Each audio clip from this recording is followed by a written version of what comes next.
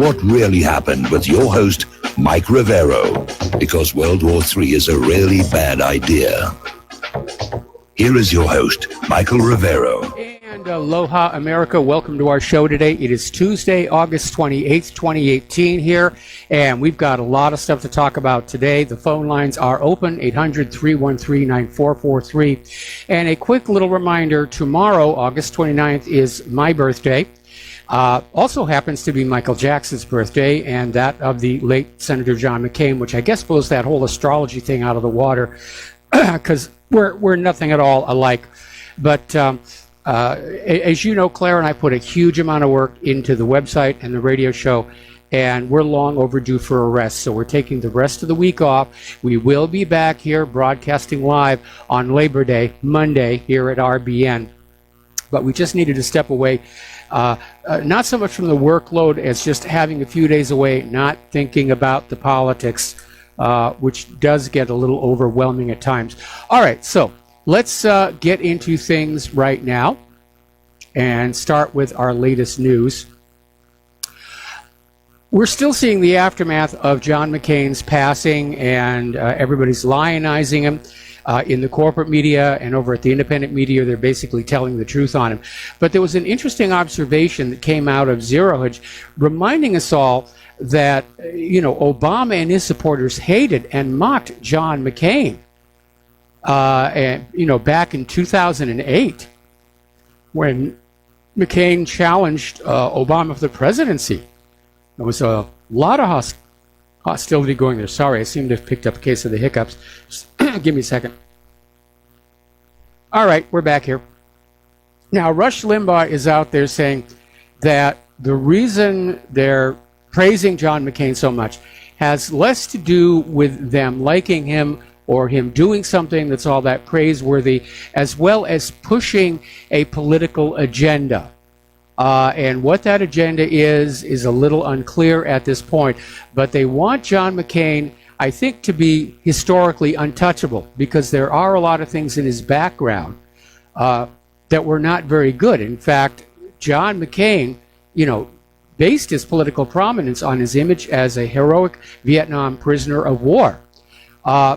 But yet, during his time in the Congress, he worked very hard to hide from the public information about American prisoners in Vietnam who didn't return home. They were still kept there. And throughout his career, McCain has quietly sponsored and pushed into federal law prohibitions that keep the most revealing information about these men buried as classified documents. Now, for those of you who are Sylvester Stallone fans, the second Rambo movie, where he's supposed to go in and rescue some of the POWs and bring them out, and then he's betrayed by his own people. And there's a line at the very end, which is actually telling you what happened. At the end of the Vietnam War, the U.S. government agreed to pay Vietnam reparations in exchange for the return of the remaining POWs. Well, the U.S. government never wrote the check. And that's why Vietnam hung on to the POWs. The money was worth more to the government than the kids who'd been left behind. And apparently McCain was part of that here.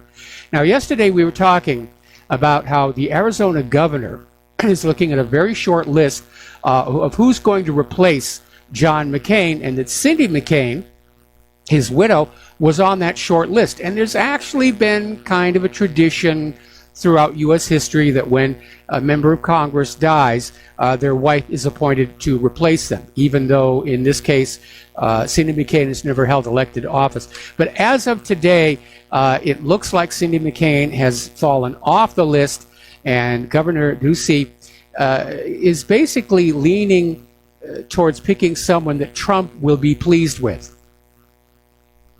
So the Arizona governor wants to curry some little favor here, and that may mean we get somebody a little more conducive to making America great. All right, let's talk about the war zones. There is a lot going on, and I'm concerned about what may happen over this weekend when Americans are distracted by sporting events and hot dogs and days at the beach and so forth. The Russian military continues to insist that they are seeing the U.S. military putting together a strike force for a major attack on Syrian government forces to be justified by a staged chemical attack in the province of Idlib. And they've already noted the deployment of the USS the Sullivans to the Persian Gulf and the rebasing of a B-1B Lancer strategic bomber to an airbase in Qatar. The missile destroyer USS Ross, carrying 28 Tomahawk cruise missiles, entered the Mediterranean. So right now the U.S. is positioned to launch at least 84 Tomahawk cruise missiles and 24 AGM-158 joint air-to-surface standoff missiles if it decided to strike the war-torn country now. Left unsaid, though, is that SSGN that was reportedly in the area. And that carries 192 missiles in those converted launch tubes here. So reports are appearing that the Syrian Air Defense Forces are already preparing to repel an expected U.S.-led missile strike by deploying additional specialists and air defense systems near crucial objects of the infrastructure. And I would say you might want to think about beefing up defenses around Damascus itself, because they may just go ahead and go for Assad and get it over and done with. We're going to do a shout out now to our on-air affiliates who are just now rejoining our network. So all of a sudden, everybody who's on the west side of this whole thing, they're always they're talking up chemical weapons again.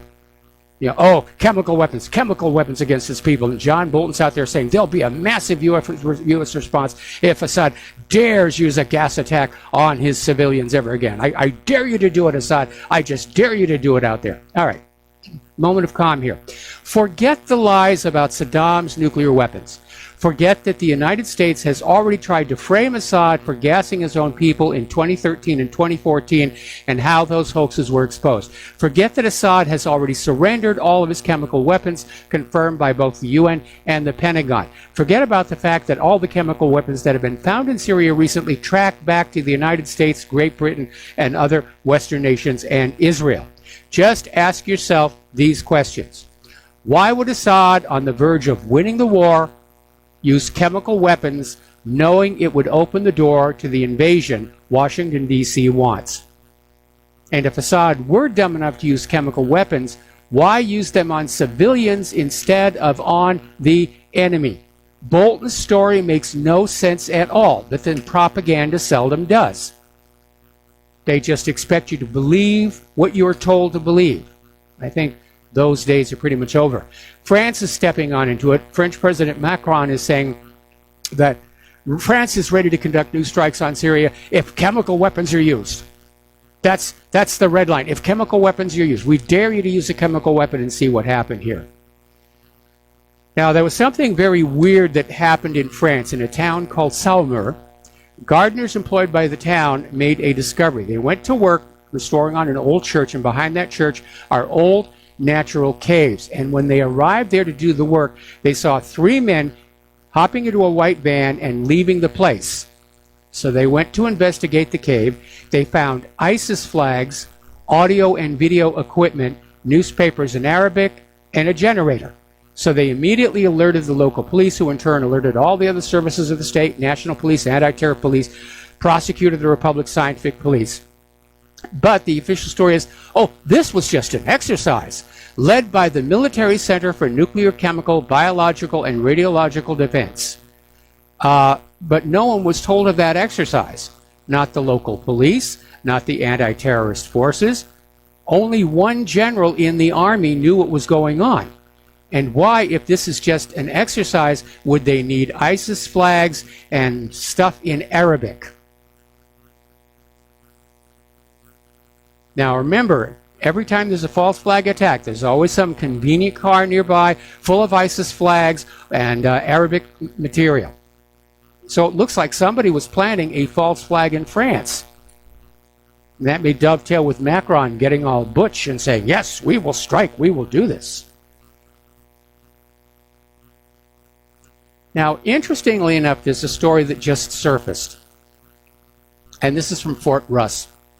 Apparently, there was a secret meeting between U.S. and Syrian diplomats, and the U.S. made an offer to withdraw from Syria in exchange for three demands.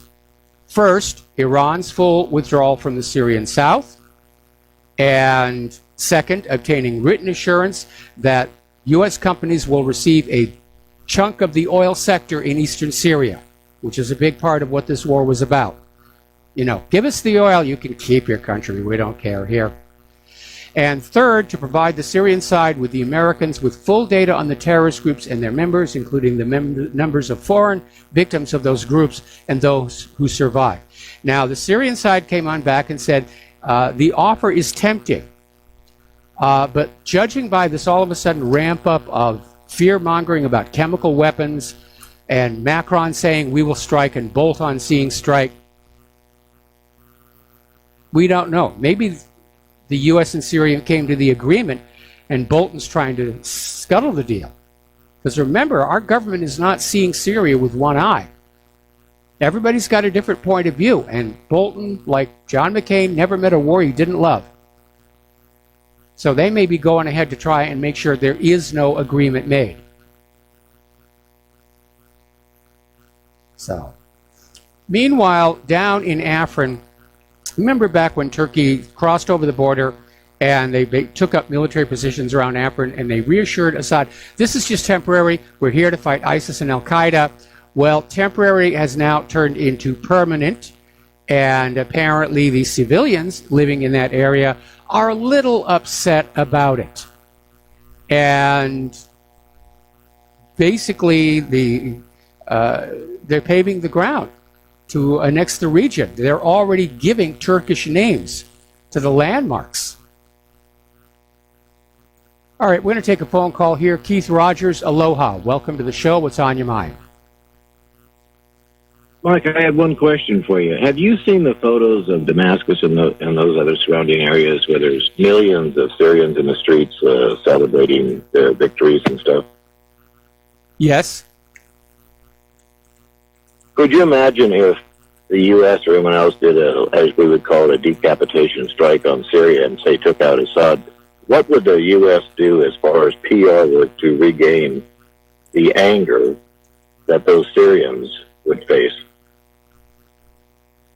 That would be a tough one.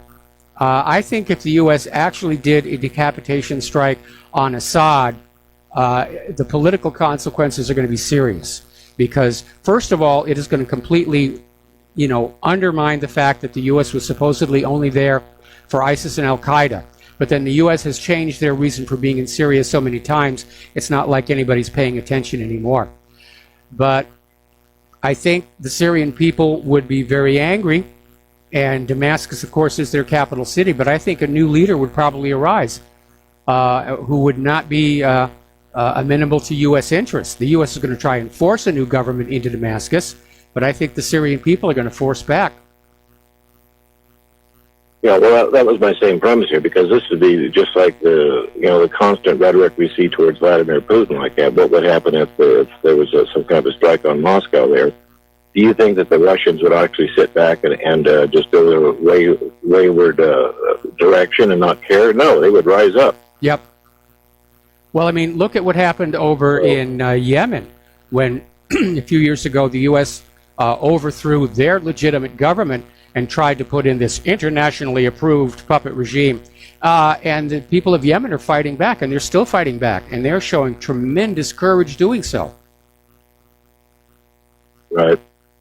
I just think there's really some bad vibes I'm getting from this because of what the State Department is saying and stuff. It does not make sense to, like you mentioned there, with Assad winning and everything like that against all these Western-backed. I mean, when they start calling it a civil war and then they start showing all the players there, they're from, 80 or 50 or some odd different countries. It's not a civil war. Nope. It's a mercenary war. 95% of the Free Syria army were even Syrians. They're just there for the money. Right.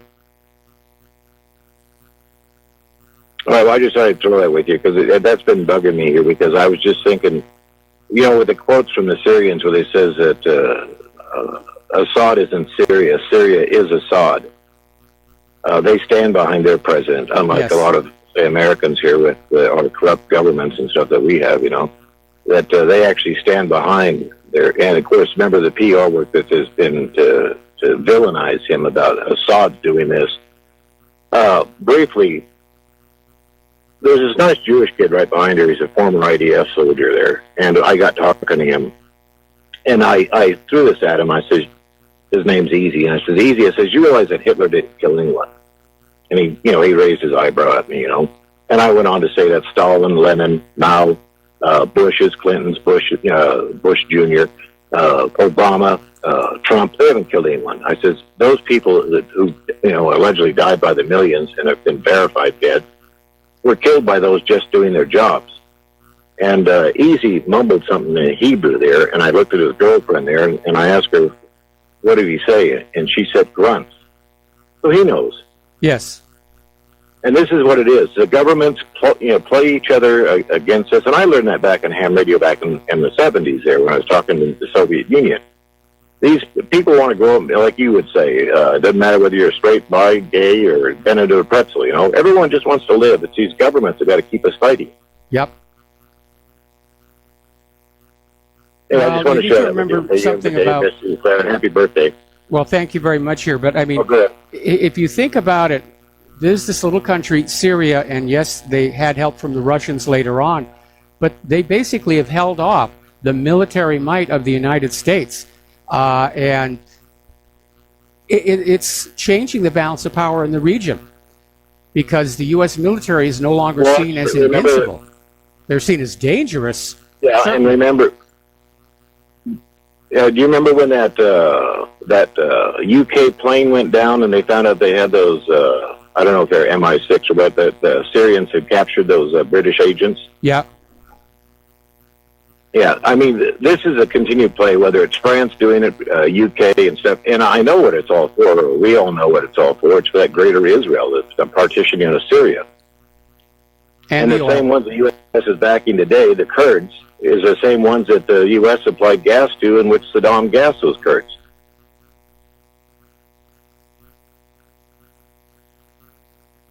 So. Okay, well. Anyway. Yeah, it is a mess out there. I mean, we've been following it now for 24 years here. I mean, with this birthday, it's officially I've spent a third of my life doing this, the website, and I've been doing the radio show now for, I guess, 11 years here and there. Anyway, Keith, thanks an awful lot for the phone call, and we're going to let you go. All right, thank you. Bye. All right, bye-bye. Now, speaking of Yemen, airstrikes are pounding Houthi targets near the Sana'a airport and the capital, and on an airbase near Yemen's capital. This is all coming out through social media. More than 10 strikes were conducted against the Al-Dailima air base in Sana'a. Houthi sources have indicated the attack is in response to their drone attack on the Dubai airport, an incident which the United Arab Emirates denied on Monday ever actually happened. Now, per Reuters, Al Misra TV reported the Saudi-led coalition had struck the Yemeni airport and air base multiple times. And, of course, we are seeing this story being reported in Press TV, where Yemeni forces did launch a drone strike against Dubai International Airport, which is considered less a military target and more of a strategic economic target. And a Yemeni military source speaking on a condition of anonymity said Yemeni soldiers and their allies attacked the airport using a domestically built long-endurance Samad-3 unmanned aerial vehicle on Monday evening. And in the original source article, they even have a photo of this thing. It's a simple but elegant design, and simple but elegant is always going to be working here. Meanwhile, over in Saudi Arabia, apparently, Crown Prince Mohammed bin Salman's advisors are suggesting he shift the war from Yemen to Lebanon, that now is an ideal time to basically go after Lebanon. So here a war, there a war, everywhere a war. We'll be right back after these few words. And aloha, America. Welcome back to our show here.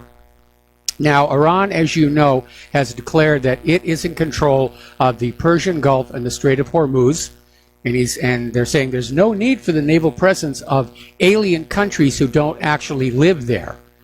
And he's saying Iran can ensure the security of the Persian Gulf, and everybody else can go home. And Iran is pledging that friendly and neutral ships will have unfettered access to these vital waterways into the oil-rich regions here. And having outsiders operating nuclear-powered ships, warships in the Gulf creates potential environmental problems, not just for Iran, but its Arab neighbors. Now, whether this is going to work or not is really dependent on all the other nations that border these two Gulfs, because they may lean on the side of Iran for a very simple reason. They have been watching the U.S. government throwing sanctions left and right, and realize they could be hit any time the idea pops into Donald Trump or Netanyahu's head. So they may choose to unite for the protection of their own coastal areas here. Now, France has now postponed all non-essential travel by diplomats and officials to Iran. So things are heating up. And it may be connected with this other story where Iran has arrested tens of spies working in government agencies. And apparently it's a roll-up. And so they're basically catching all these assets. So it's not going to help calm things down here a little bit. And of course, from the U.S. point of view, they want to go into Iran. They've made that very, very obvious. But they've got to make it look like it's Iran's fault, that Iran struck first. Now, the other day we were telling you on how Iran had gone to the International Court of Justice in The Hague, which is the highest court on earth. It's a court of nations. It's part of the United Nations. And they had asked the court to lift these sanctions by the U.S., saying that it violates a 1955 treaty.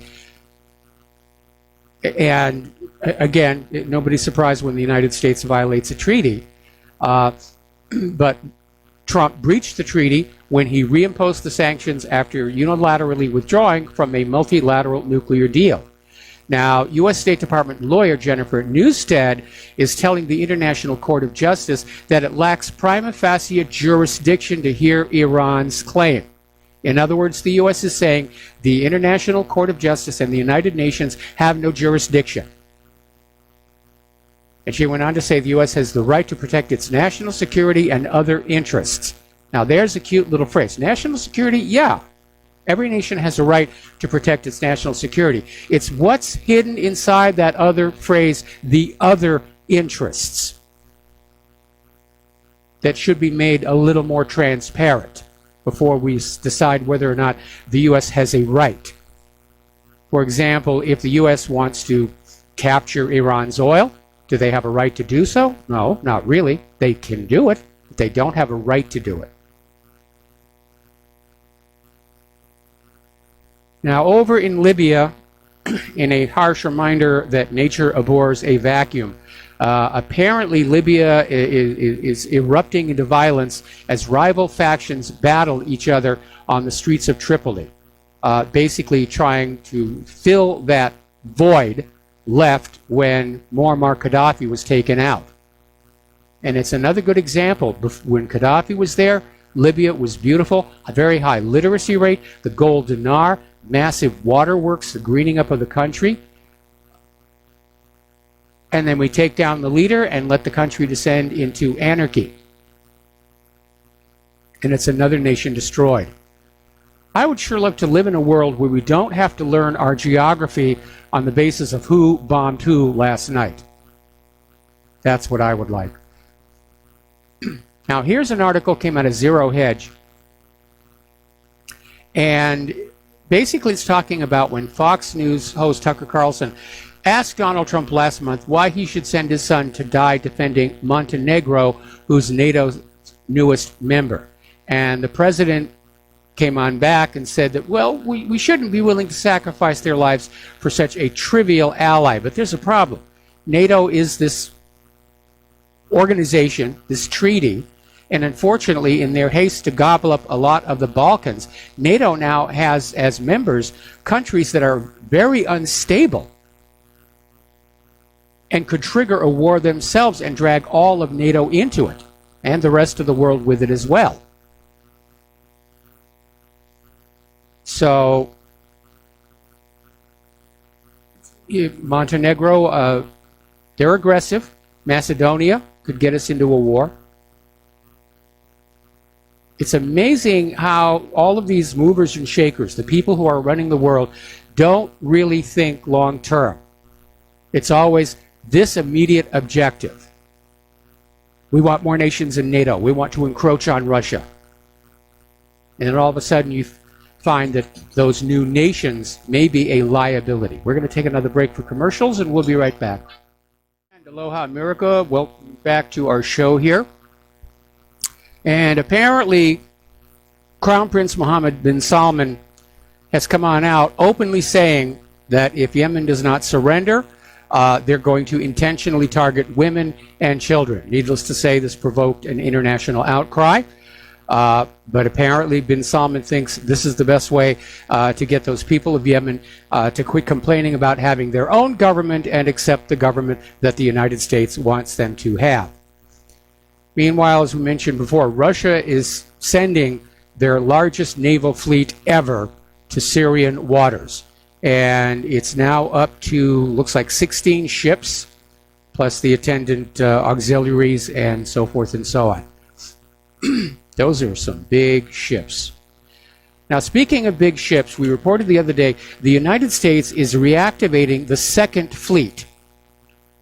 And the Second Fleet was basically during World War II and the Cold War, was to guard the Atlantic sea lanes of communication, to make sure that those shipping lanes stayed open for the passage of cargo and in wartime weapons, and they're reactivating it.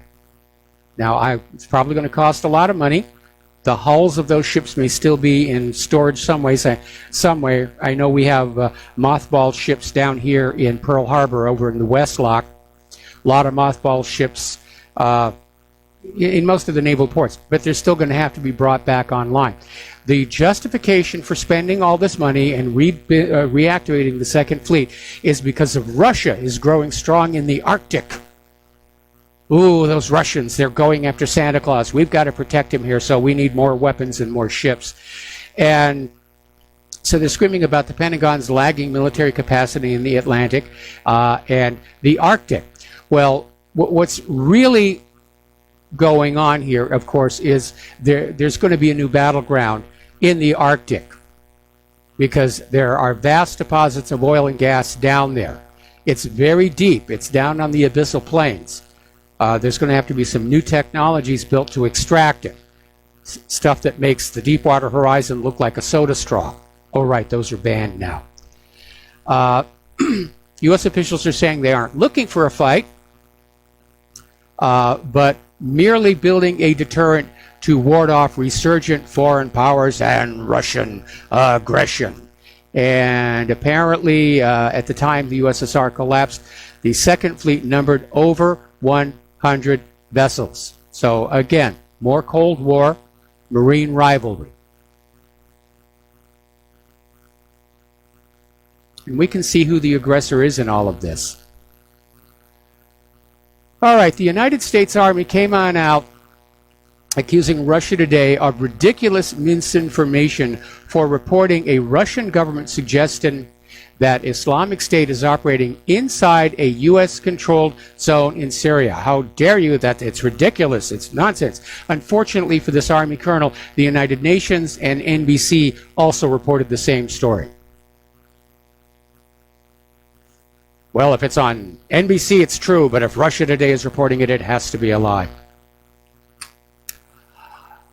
Down in South Africa, things are getting very, very dicey. We could see an actual civil war, certainly a lot of interracial conflict. And interestingly enough, the African National Congress has temporarily withdrawn that confiscation plan because as of right now it is unconstitutional. So they're having to withdraw it. Then they're going to change the Constitution to make it legal. And here's what's really weird. British Prime Minister Theresa May said that Britain will back South Africa's land reform program if it is implemented in accordance with the law, despite the fact that a lot of those white farmers who are going to lose those farms are descendants of British settlers. So she's turning her back on her own people. Now, South Africa is saying that the Zulu lands are exempt.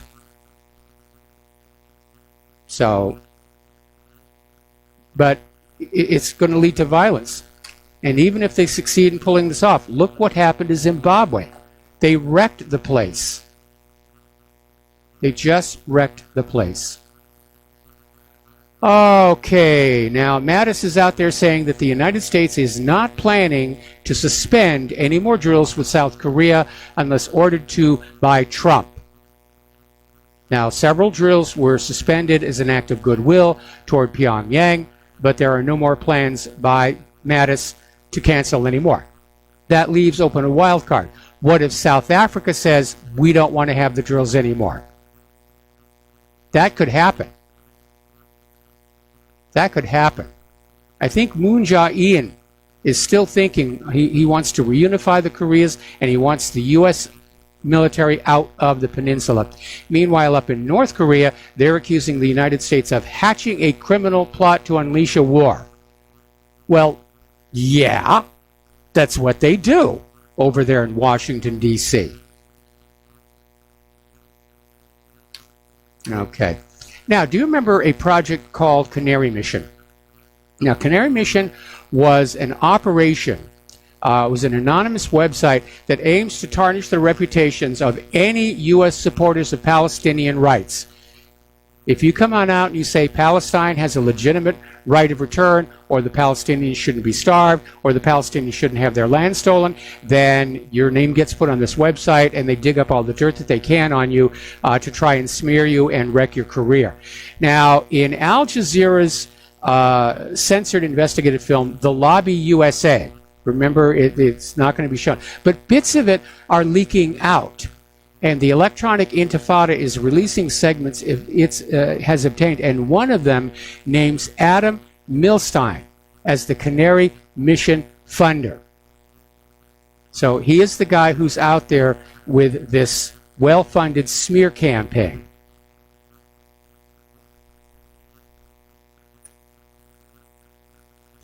All right, let's get to the domestic politics because this is an important story. This came out of Sputnik News. Pardon me. A Ukrainian political consultant has revealed that former MI6 agent Christopher Steele sought and paid for researchers in Ukraine to concoct fake stories about Donald Trump prior to his election as U.S. president to use in the now infamous dossier. In other words, according to this Ukrainian, the stuff in the dossier was just made up. Now, this former diplomat, Andrei Telezenko, is connected to a Democratic National Committee operative named Alexandra Chalupa, who also worked for clients in Ukrainian politics. So they're basically saying, this was all a hoax from the beginning. The stuff about the prostitutes and all the rest, they just made it up. They just made it up. So,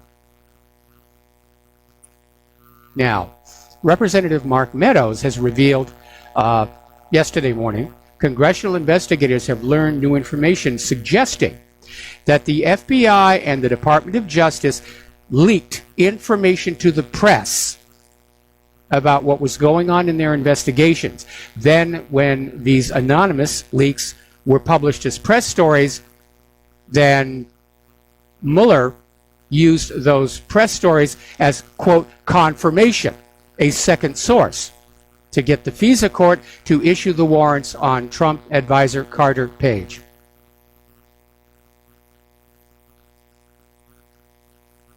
Now, Bruce Orr is being grilled right now in a closed-door session. And, of course, we had a hint that at least one of the stories being held up as corroboration for the Russian dossier was sourced back to Steele himself. So they were just fabricating this stuff. Just one fabrication after the other, after the other, after the other. They're all liars over there in Washington, D.C. If they ever caught themselves telling the truth, they'd have to tell a lie real quick just to stay in practice. I think some of those people lie so much, if they ever told the truth by accident, they would explode. Now, CNN has been caught in yet another fake news scandal, and this has to do with Michael Cohen's lawyer, Lanny Davis, who admitted that he was the anonymous source for this CNN report that claimed Cohen was willing to tell Special Counsel Mueller that President Donald Trump knew in advance about the Trump Tower meeting in which Russians were expected to offer his campaign dirt on Hillary Clinton. Now, Cohen's lawyer told CNN's Anderson Cooper last week that Cohen does not have any information that Trump knew about the meeting in advance, saying, "I think the reporting of the story got mixed up in the course of a criminal investigation. We were not the source of the story." However, Davis had told BuzzFeed News he was the source for CNN's July 26th report, which directly contradicts what he told Cooper. So he's been caught in a lie again. Now, Davis insists it wasn't a lie. He's saying he unintentionally misspoke, and he made a mistake. How dare you say I lied? I'm a lawyer after all. By the way, somebody pointed out something very interesting. This FBI raid of Michael Cohen's office was supposedly over this hush money payment made to Stormy Daniels and this Playmate centerfold. But over at Investment Watch blog, they're pointing out when Bill Clinton's lawyer paid $850,000 to silence Paula Jones, the FBI never raided his office. Kind of interesting. And I want to repeat this story from yesterday because it shows you just how fraudulent all of this is. Former FBI Director James Comey lied about searching Clinton's emails on Anthony Weiner's laptop. And in fact, they only searched less than 0.5% of the electronic mail was searched for classified information.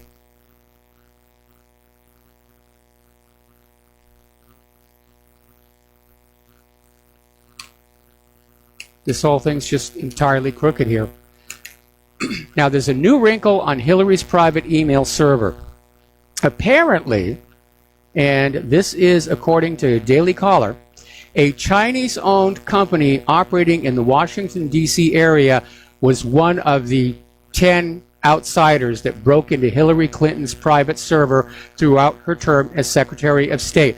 And according to sources over at the Daily Caller, they obtained nearly all of her emails. Now, they didn't hack in and steal them all at once, the way Russia's accused of doing.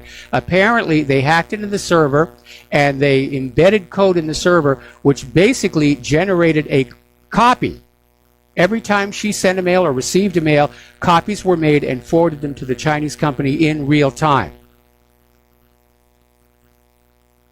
So now this Chinese company's got the goods on Hillary Clinton. They can blackmail her.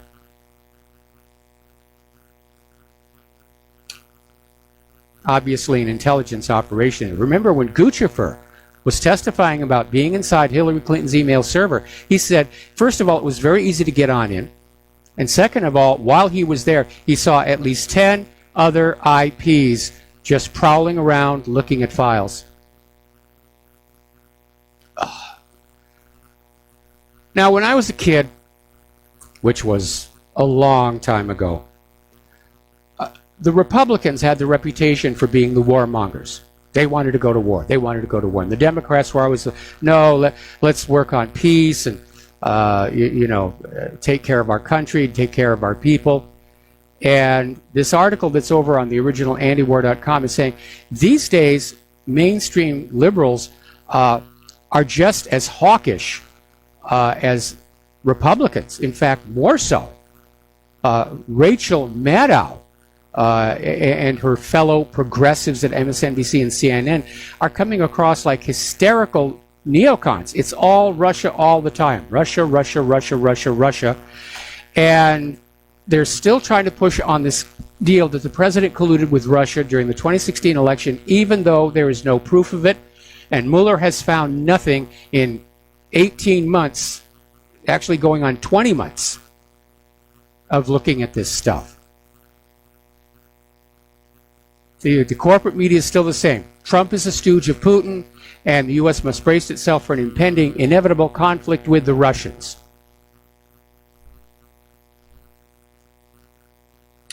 Now, as I mentioned yesterday, polls are showing they're not getting a lot of traction with all of this nonsense. The American people are now very skeptical. They are not as naive as they were back in the 50s and 60s. And more than that, they're just tired of war. And I think many of them who have studied the situation seriously are concerned that ultimately we could lose this one. We could lose this one even if we win it. We could have a Pyrrhic victory. Both sides get destroyed. One leader gets to stand up and wave his flag and say, I did it, I did it. There's nothing but ash all around. We've had another incident of hat snatching over at Union Mine High School. There was this student who got very upset over a classmate's Trump MAGA hat and just snatched it off the student's head. 17-year-old senior Joanna Butler tried to defend her action by saying she was making a political statement. Violence is not a political statement. And apparently she also slapped her teacher when the teacher tried to intervene. All of this got caught on a cell phone, and now she's facing battery charges, which I think is a good thing, because this encouragement of violence against conservatives has got to stop.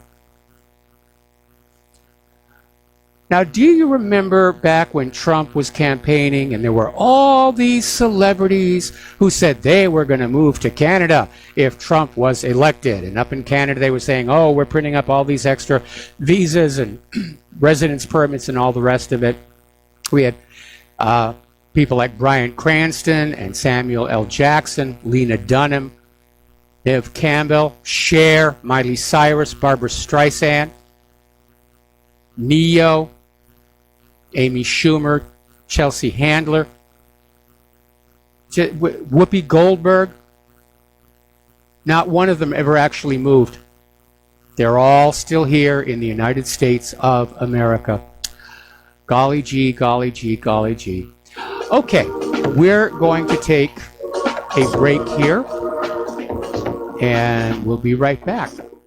And aloha, America. Welcome back to our show here. We're going to go right to the phones to Dustin in New Jersey. Aloha, Dustin. Welcome to the show. What's on your mind?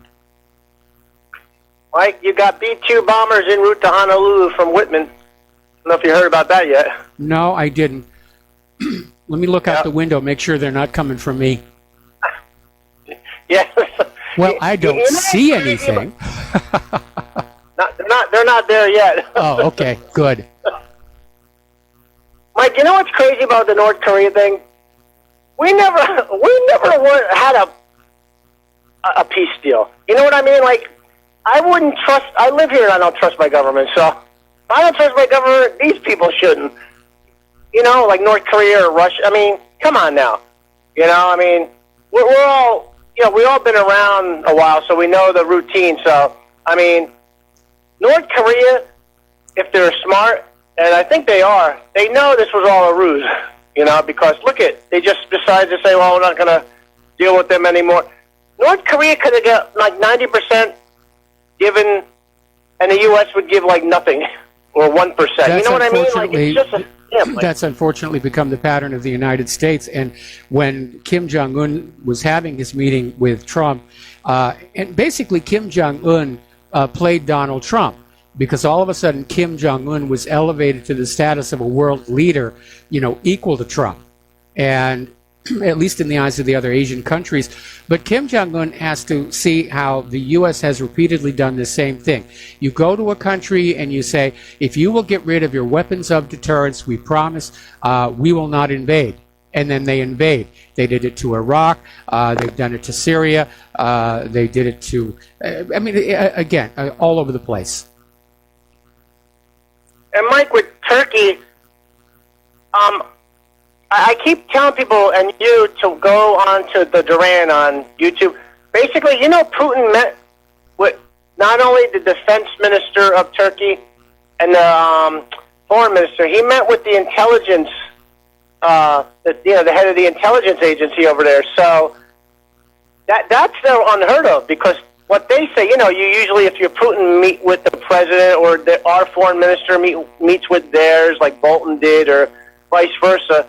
But they actually were in a meeting with the Turkish intelligence, in charge of it. So there's something going on for Putin to meet with all of these, including the defense minister of Russia. Well, so remember Putin's background.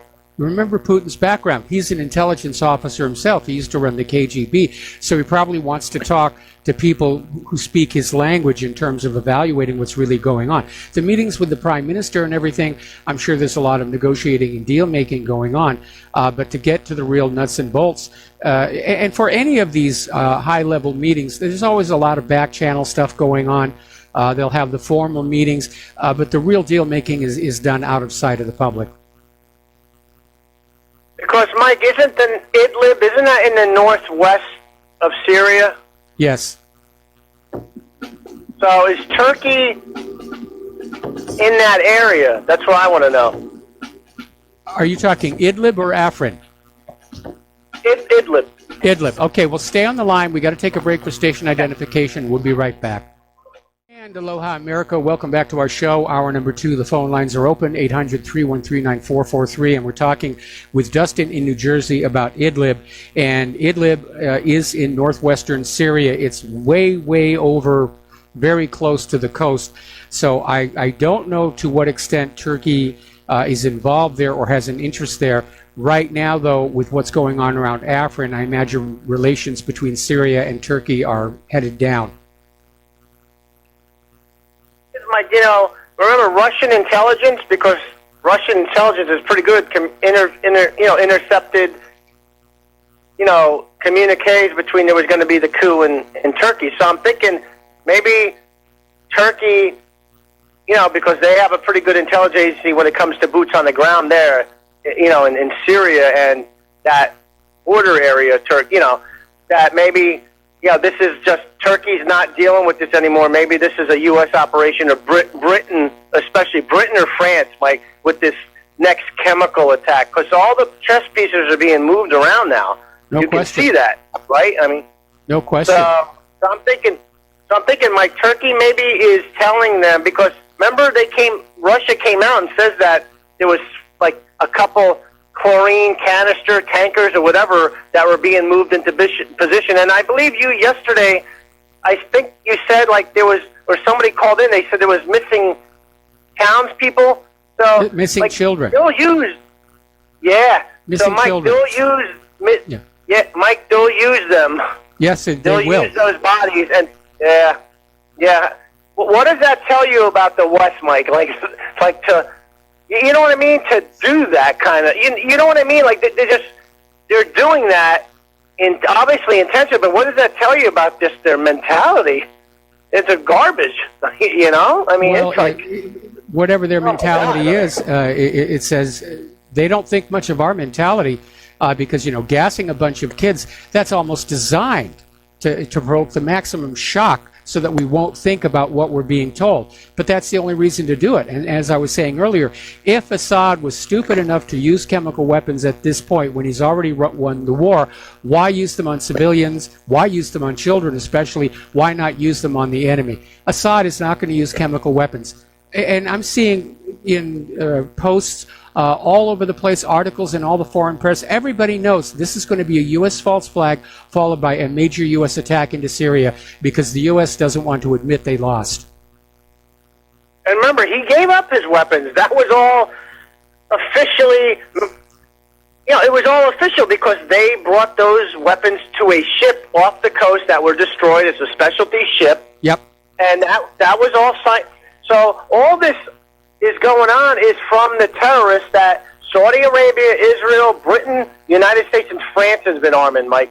And I have to throw in Canada there. Not that they're arming them with chemical weapons, but Canada is complacent in this same, and so is a lot of the EU. I mean, they're complacent with this because they're all friends with Saudi Arabia, and these jihadis. Because remember, Mike, I called the other day. I said almost 90,000 jihadis were killed. Well, what about maybe another 100,000 or whatever, 10,000? Well, they got to be coming from somewhere, people. You know, what's the majority? They're coming from Britain, France, elements in the Caucasus, and Saudi Arabia, Mike. That's an army size. I mean, Yes, that's exactly what it was. It was an army. That's all I got to say, Mike. Have a good show. All right, thanks an awful lot. And we're going to switch over to Tom in Connecticut. Aloha, Tom. Welcome to the show. What's on your mind? Tom, are you there? Yeah. Can you hear me? I can hear you. You're on the air. What's on your mind? Remember those trillions that were missing from the Pentagon and that evidently started the first ever audit of the Pentagon? Yes. I emailed my senator, who was on the Senate Armed Services Committee, Blumenthal. Yep. Right? So he gets back to me. Thank you for your message. He makes no mention of my question, which is classic political tactic.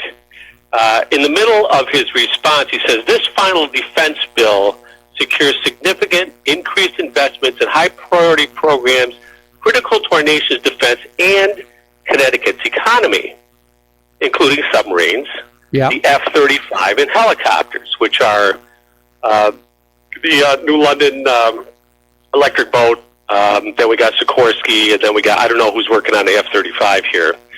$26.5 billion in defense contracts is coming to Connecticut. So he feels he's done his job, evidently. Yes. And how do you unwind?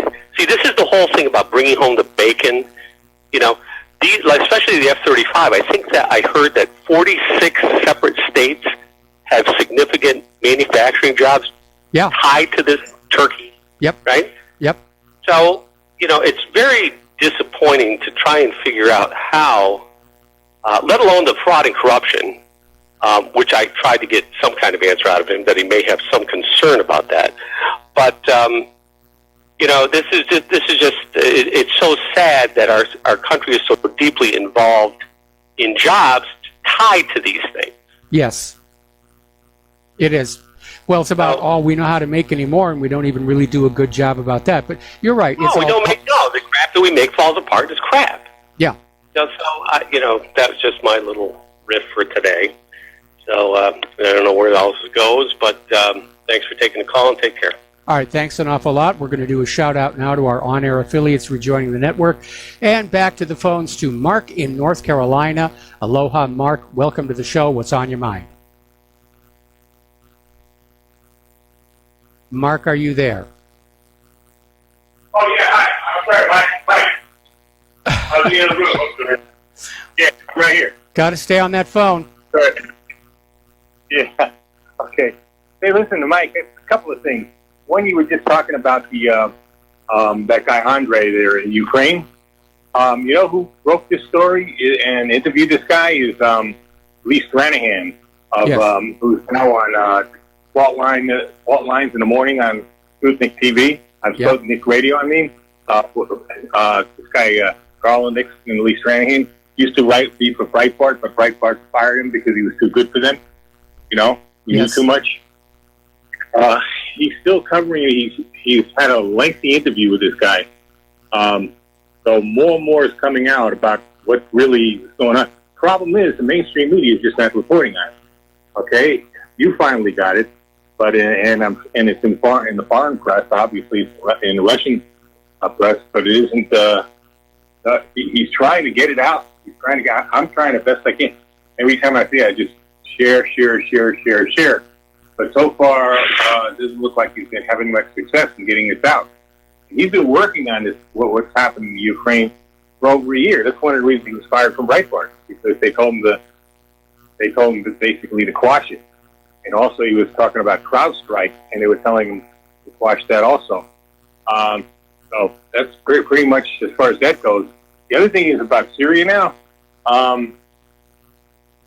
We got to stop this. We got to try to, we got to try to call congressmen, call whoever else, and say we know what's going on. We're not stupid. People in this country are not that stupid anymore. We're not going to buy this stuff. We're not going to get dragged into another war.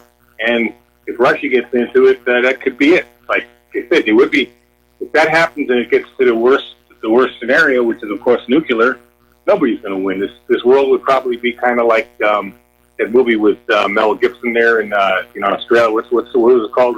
Road Warrior. Maybe Road like Warrior. Yeah. Or maybe Denzel Washington in the Book of Eli. Yes. That's basically what the world, if there was human beings would survive at all. That's pretty much what it would be. And we better get wise because this could escalate and escalate. I understand the Russians now moved a big fleet in there. Yes. So they may not be playing around this time. They may not let it happen. And they think we could just kill a leader of a country like Assad, to take him out or something like that. What we do to them, they can do to us. But it's always been known you don't kill another country's president. You don't do that. Even in the times of the Cold War, we might have had somebody knocked off like Allende in Chile. Well, our people didn't do it. They were hired probably by the CIA or whoever, Chileans to do it. But this would be extremely arrogant to just bomb the palace and kill the president of a country that's done nothing to us. We'd be opening the door to a lot of stuff. Not to mention the possibility of World War III. We would be. I mean, if the U.S. were to attack Damascus and target, Assad, then the U.S. has set a precedent that nations that don't like us don't have to go to war with us. They just have to bomb Washington, D.C., which I would hate to see happen because there's a lot of cool museums there that are still on my bucket list. They don't just have to bomb them. All they have to do is wait till, for instance, get a good shot at the president, the vice president, or secretary of state. And they don't even necessarily have to do it in the United States. They tour other countries, and that would be when we're at the weakest, when a president would be at the pretty much at the mercy of the host of the foreign country. So they could do a lot of things. Wouldn't be pretty. Now I'm wondering whether the Russians would just think that the Sixth Fleet this time if we do this. I think they have the capacity to do it, and I think, like you said, their weapons seem to be better than ours these days. They have those S-4 missiles that if they have them in, and I have a feeling they're in country now, they could be shooting down our planes. Question is, what will we do in response? Because I don't see the people in this country ready to back up a war like this. Not at this point. No, I don't. And that's why we have to be on guard for another major false flag. Back on 9/11, about that time, it emerged that there had been an alternative plan, which was to have Al-Qaeda terror attacks in multiple countries all on the same day. And this gets back to that odd story about the caves behind the church in that town in France, because it's going to take something really big to get ordinary people back on that war wagon. Because everybody I talk to around here, we've got this high per capita density of military people. They are not ready to back up this government in more wars of aggression. I'm concerned that they might try something like the sum of all fears, where, well, of course, it wasn't the U.S. government that it was European Nazis, I think it was, that supposedly did that, but that they actually might do something like that. They might bomb a city, an American city, blame it on and blame it on Russia, or blame it on China, or something like that, or even blame it on Iran, and that in order to get the people really riled up. I'm really concerned that there's nothing. These people are evil, Mike. I really believe these people are evil. People in charge of this country right now, the people, this deep state, they're evil. I don't respect them. I don't look at them as my leadership, the leadership of this country. I feel as if we're actually, being occupied by foreign power. We are. An evil, almost like Nazi Germany or Soviet Union took us over, but Yep. And they really have they don't have any use for us either, other than to use our military to do their dirty work, because they know they couldn't use any other military in the world. So they figure they can get away with using ours. It is something we got to stand up against, Mike. We got to stop them. We cannot let them. The word has to get out. I'm trying my best. I talk to people. I push. I share everything I can. I've been threatened by Facebook a couple of times already, putting too many Alex Jones show, video, stories out there. I'm just doing that because I know they don't want Jones at all on this, so I'm pushing every story from InfoWars I can. So they threaten, basically that, they're not going to tolerate this. I forget their exact words, but I'm not going to stop. I'm not going to stop. You want to kick me off Facebook? I'll find some other way. I also share it with Twitter. I do everything I can. I talk to people. I say I tell people what's going on and pass the word. You're not going to silence us, Mike. If I have to, personally, I think if we have to speak in smoke signals, we have to send up smoke signals to communicate, we'll do it. We're not going to watch the mainstream news. We're not going to get our news from the mainstream news. Mainstream news is like turning on it, you get more news from a comic book. And by the way, I include Fox News in that also, other than Tucker Carlson, who sometimes I watch because the guy seems to really, get it to a degree. Yeah. But other than, it's a total joke. I did see some of it today with this. I saw the other bum there, Lindsey Graham, the other warmonger, talking about McCain there because I was at the gym and it was right there in front of me on TV, with the monitor there, with the, giving the captions and all. Yep. So, I couldn't help it. But I'm fed up with that too. I believe in God. I believe you have a soul, and I believe your soul goes to Him, and He then decides. He makes His judgment, and it's up to Him to judge whoever goes up, dies and goes to see Him at that point. However, I'm going to judge, but I will. That doesn't mean I can't judge what McCain did on this earth. And I think he was behind just about every evil the last maybe 10, 15, 20 years. He had his filthy hands in it. He was a warmonger, and he was he would support the worst type of Islamist terrorists in the Middle East to try to overthrow secular, decent government. And he also supported the worst type of, not neo-Nazis, actual Nazis in the Ukraine, including that guy Banderas, what's his name? The Banderas unit there, who was named after a war criminal, Stephen Banderas. Yep. Back in World War II. He was bad news, and same thing with Graham. Graham is another bum. The problem is he seems to be smuggling up to Trump now, and Trump just doesn't seem bright enough to understand who these people are and what they're about. That's pretty much it, Mike. I think whatever else you have to say on here, on here. Okay. Okay. Well, thanks an awful lot, and we're going to let you go here.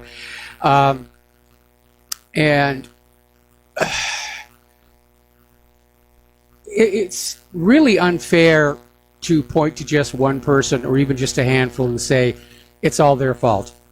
Because it's like Roger was saying earlier, it's systemic.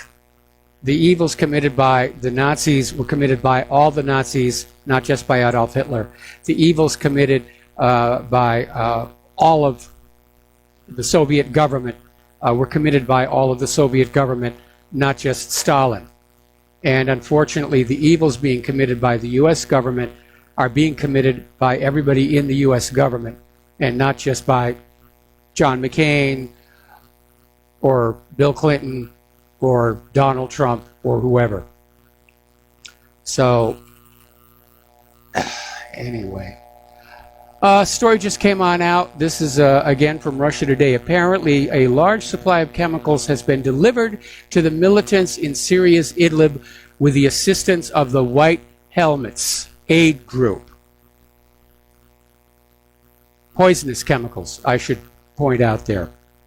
And the chemicals were delivered to an arms depot used by the militant group Ahrar al-Sham, accompanied by the 8 members of the White Helmets organization.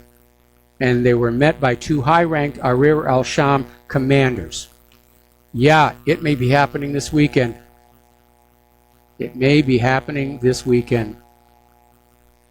And it's amazing. We all see what it is. We all see what's happening. And we can't stop it from happening.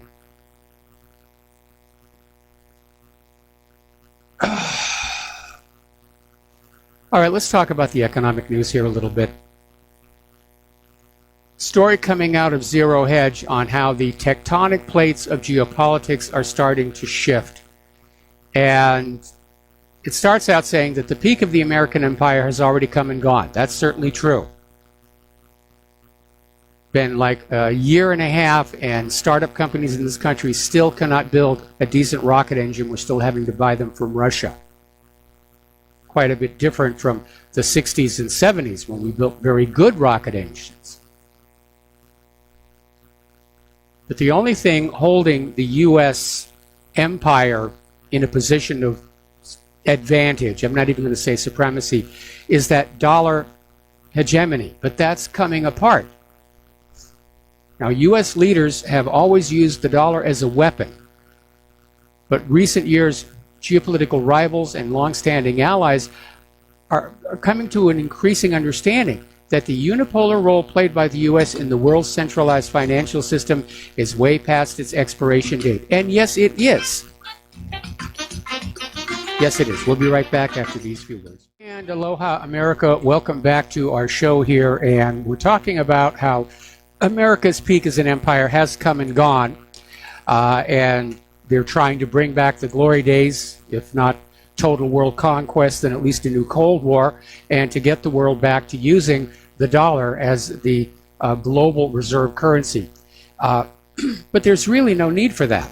Now, at the end of World War II, when Bretton Woods was signed, and most accounts were still being settled in boxes of paper notes or gold and silver bars, having a single recognizable global currency did make sense. But in today's world of instantaneous global financial payment and confirmation, having a single currency is an obsolete idea.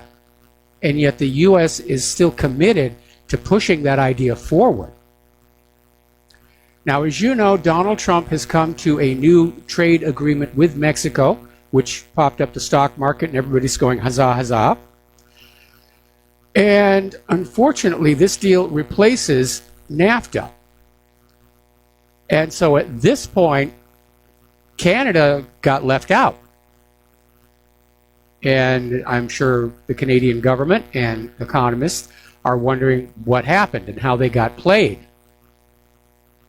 Now, supposedly the U.S. is saying that, if Canada wants to come on in, yeah, they can.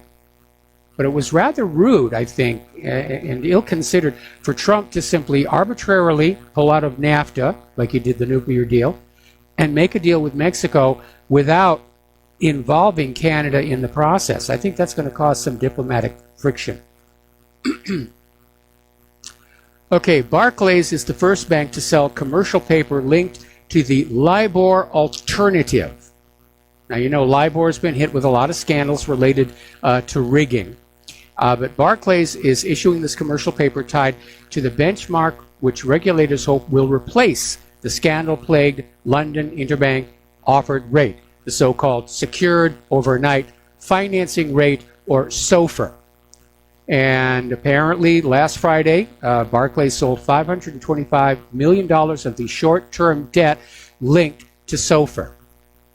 And so they have a new economic instrument to play with. But, you know, somebody will find a way to rig SOFR the way they rig LIBOR, because that's what they do, because none of them ever get sent to prison or anything like this. Another big retailer is starting to have to close stores, and this one is Victoria's Secret, which basically is another reason not to bother going to the shopping malls anymore. But we're seeing all these iconic retailers closing. Claire and I, in the regular course of our travels around this part of town, we drive right by what used to be the Toys R Us building. And I remember we went by it when they were taking the Toys R Us sign down, and it felt kind of sad, because Toys R Us are something I grew up with. And but we're seeing more and more of these iconic retailers shut down, and you can't look at what's going on out there in Retail Mageddon and say this economy is healthy. I mean, it's great for the one percenters, it's great for the military-industrial complex, it's great for Israel, but for the rest of us, it is terrible. Story coming out, apparently Wells Fargo is in trouble again. They're looking at major layoffs, more scandals, and they too are caught up in this latest massive housing bubble. It's like they repeated the mistakes of 2007, 2008 all over again. Because it makes a fast buck. Because when the 2008 mortgage-backed security fraud imploded, the bankers didn't pay for it. The taxpayers did. Yes, the Lehman Brothers went out of business, but for the most part, the banks were all saved by TARP and QE and all this other stuff, because protecting the banks and protecting the money is much more important than taking care of the American people and what's good for them. And there's more bad news here for Donald Trump. Apparently, the goods trade deficit is surging, and it surged the most in over 3 years, meaning the tariffs are working against us. And imports rose 0.9% in July, while exports fell 1.7%.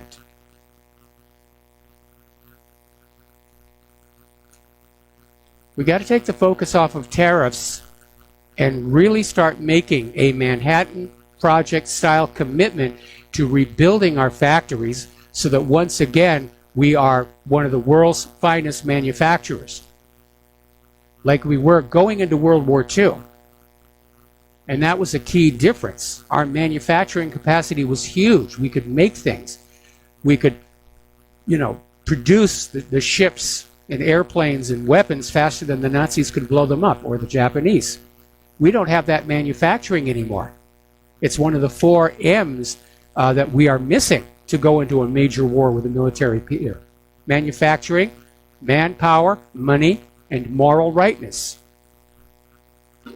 All right, we're going to take another break for commercials. We'll be right back.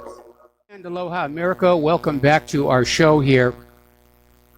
And turning to the immigration refugee issue, apparently over in Germany, this mother of a 3-year-old boy made a viral video. It's already had 2 million views, basically complaining her son cannot socialize with the other kids in the daycare center because only 2 of the kids in the daycare center out of 25 can speak German.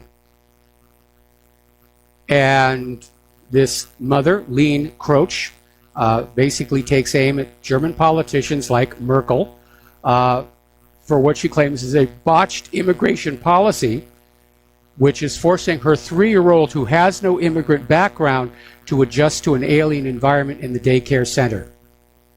And there is the missing component in all this, because the open borders people are out there saying, we should be sorry for the refugees, we should be sensitive to them, we should be concerned about their feelings. And yet when somebody says, what about the feelings of those of us who've been here all along? It's, oh, you're being racist, you're just being heartless, you're being cruel. Walls are bad, walls are bad. I understand heaven has a wall and a very strict vetting process. That was just sent to me in the email by one of our listeners. And it's a valid point. Sometimes walls are good things. Now, over in Bavaria, they basically have gotten tired of the refugee situation. And so Bavaria has launched their own new border patrol. And they've already logged over 1,750 civil and criminal indictments in this month, which is motivating Merkel and her allies to backtrack a bit from the open borders policies. So these Bavarian border agents have arrested over 500 wanted people and stopped over 220 illegal attempts to cross the border, according to Bavaria's Interior Minister Joachim Herrmann. Now, the agency was able to accomplish this despite the fact that when this border patrol was created on July 18th, the German federal government severely restricted its powers. I think their success is based on the fact they're in a target-rich environment. The refugees are just everywhere. The wanted criminals are everywhere. Germany is still seeing riots between the German Nazis, nationalists, patriots, Antifa, punks, and black blockers, along with the refugees after this German man was stabbed to death. This isn't working out the way Soros and his people told us it was going to work on out. We were all going to blend together and become multicultural and hug each other and sing Kumbaya. Not working. Over in Huddersfield, England, 31 men and 1 woman have been charged with sexual crimes, including the trafficking and rape of girls as young as 12 years old, along with the facilitating of sexual abuse. And 31 of the arrested are Muslim refugees. So are you feeling culturally enriched yet?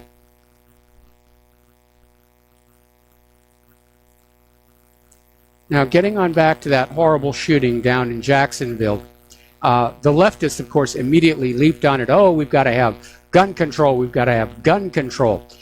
And as it turns out, he was able to legally purchase the firearms up there in Baltimore because his 2 hospital stays for mental issues, he voluntarily went in. And apparently the rules governing the background checks are it only counts as a hit against you if you are involuntarily committed to a mental hospital. I think that rule needs to be looked at. And of course, it's known he was being prescribed antipsychotic and antidepressant medications. We know there's an issue with those. And of course, that area where this was all being done was a gun-free zone, which is where 98% of mass shootings occurs. Now, transgender activist Charlotte Clymer tweeted a list of gun laws from the state of Florida and just a screed about how these have got to change, these got to change. Then, of course, it turned out the shooter bought the firearms in Maryland. Now, Maryland actually has a very strict set of gun laws and a process for buying a handgun. It's very complicated. You have to be fingerprinted with the state police. You have to submit an application to the police to receive a handgun qualification license. You have to take a firearms safety course. I'm in agreement with that one. You have to verify your handgun qualification license to a federal firearms licensed dealer, submit an ATF background check, and then wait 7 days before you can purchase the handgun. A recent study from the Cato Institute ranked Maryland as the 46th worst state for gun rights, with only Massachusetts, New Jersey, California, and Hawaii as ranking as more hostile states for gun owners.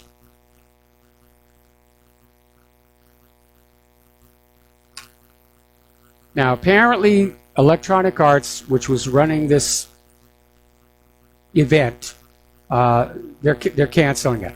The CEO of Electronic Arts says he's going to cancel the remaining Madden Classic qualifier events after these 2 people were fatally shot and 10 others injured at the Madden NFL 19 tournament in Florida.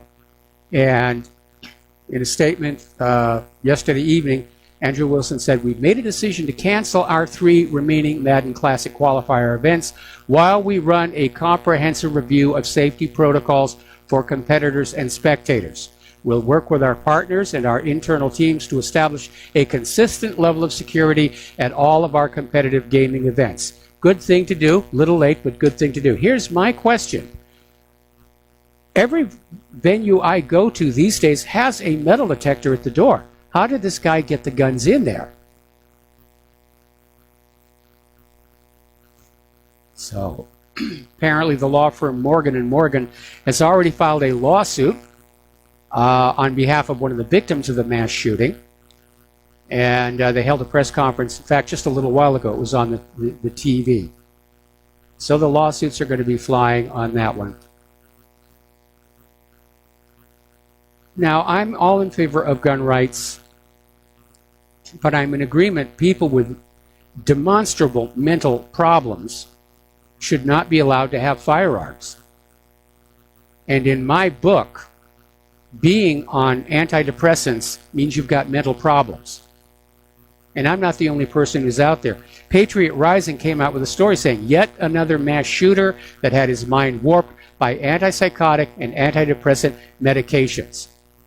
And this keeps happening over and over, and yet nobody in the corporate media will ever dare to call for a federal investigation into the pharmaceutical companies. That's because the big drug corporations spend billions of dollars advertising their product on TV, radio, and newspapers. And if you were to say, we think maybe this medication is dangerous, the gravy train would stop. Congress actually held hearings once about the link between antidepressants and violent behavior, and in the end, they did nothing. Now, the problem with antidepressants, where it gets into trouble, is that it can impede impulse control. Now, obviously, this David Katz had just lost his tournament, was very angry, and he got the impulse to kill these two people. Now, normal human beings who are not on these drugs would go on out and walk it off. Maybe hit the bar. The problem with being on antidepressants is you get an idea in your head and you can't control it. Over at ssristories.org, there is one of the many case studies. Basically talks about this kid who tried to commit suicide. And they intervened, they got to him, they saved him, and after it was over, they said, "Why'd you do it?" And he said, "I don't know. The idea just popped into my head and I couldn't help myself." That's the danger of these medications. And I know for a lot of people, these medications can be very helpful, but there are far too many of these adverse reactions that are costing lives, whether it's mass shootings or suicide. And I know from first-person experience how weird that can be. Because my doctor, many years ago, before I even met Claire, put me on these medications, and it was a horrible, horrible experience. I'll never take them ever, ever again. So let's talk about deplatforming and censorship, because now Trump appears to be finally noticing what's going on. And he's doubling down on the claim that Google is suppressing conservative voices and hiding good news. And he's saying the situation is going to be addressed. And Trump is now claiming Google is rigging its results to show only bad news stories about him. That any good news about the Trump administration is being buried about it. Now, Google denied earlier that politics has got nothing to do with it. How silly. How silly. Politics doesn't play any part in the algorithms. And without some third party looking at those algorithms, it's impossible to say one way or the other. But Google is saying, nope, we're not biasing our search results based on politics. However, the heads of all the corporate social media have now been called on in for a hearing before Congress on the 5th of September. That would be next Tuesday, I think. Meanwhile, Larry Klayman, late of Judicial Watch, currently of Freedom Watch, is filing a lawsuit against YouTube and Facebook for discrimination against conservatives. So this is really starting to heat up, and I think that Google and Facebook and Twitter weren't expecting the reaction to be this strong. Now, from their point of view, they only have to keep doing this until November, and then they can start working to try and recover their audience, which I don't think is going to happen. People are feeling very burned and betrayed. That's why Facebook got caught, once again, artificially inflating its reader numbers. Story out of Liberty Blitzkrieg. Censorship is what happens when powerful people get scared. And it's all out in the open now. Facebook isn't even hiding the fact that it's outsourcing much of its fake news analysis to the Atlantic Council, a think tank funded by NATO, Gulf states, and defense contractors. So you're going to get, all the war is really fantastic stuff.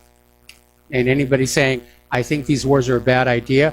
Oh, das ist der fake news.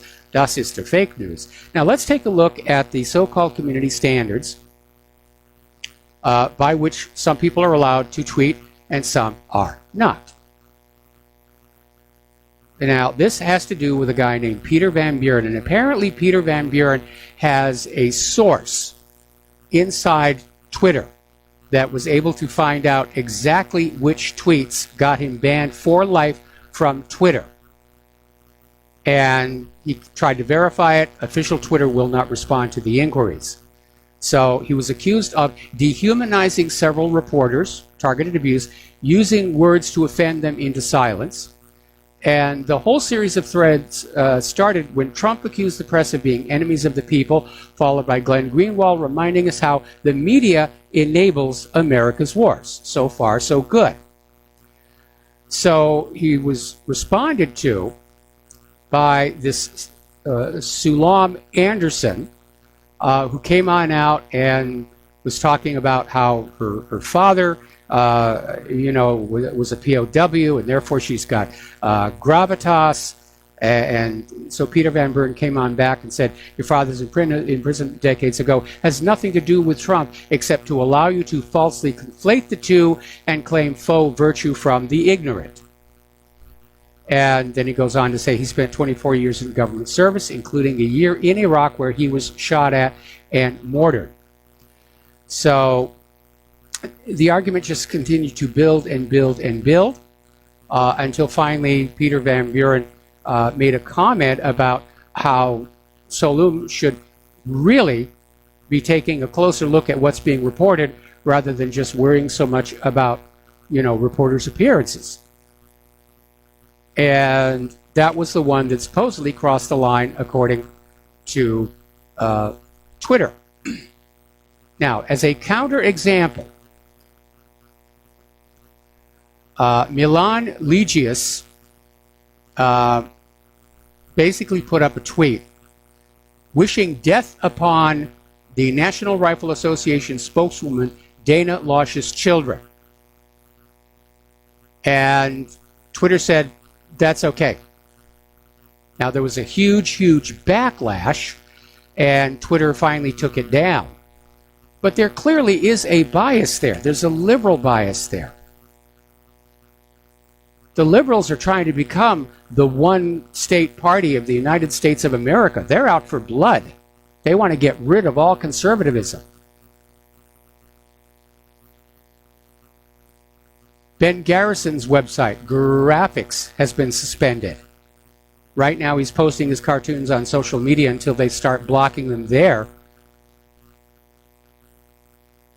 But apparently, it's all-out war. It is all-out war. Which is why Republic Broadcasting does need your help. Interestingly enough, Brown University had put up a press release announcing a study that basically investigated if teens identifying as trans were yielding to peer pressure rather than to actual mental biological urges. We know there's a lot of peer pressure out there. We've seen it. They're out there pushing this. No, you're not a boy, you're not a girl, you're trans, you've got to be trans. A lot of peer pressure, social pressure. And so apparently trans activists complained, and Brown University withdrew the press release, which was basically pointing to this research study from its own Brown University researcher about children who experienced what's called rapid onset gender dysphoria for the first time when they were hanging around one or more other friends who had become gender dysphoric and were transgender identified. It's peer pressure, and it's having a horrendous price. Over in Colorado, a 9-year-old boy killed himself 4 days into school after being bullied for coming out as gay. Now that is a tragedy then and there of itself, and it's even more of a tragedy if it turns out that he wasn't really gay, that he just said it because he thought it was cool and it was hip and everybody else is saying it. This nation has gone absolutely crazy. It's absolutely bonkers. We'll be right back after these few words. And aloha, America. Welcome back to our show here. So it's time to get into human-caused global warming because, yes, even though it is August 28th and summer is still technically underway, it is starting to snow.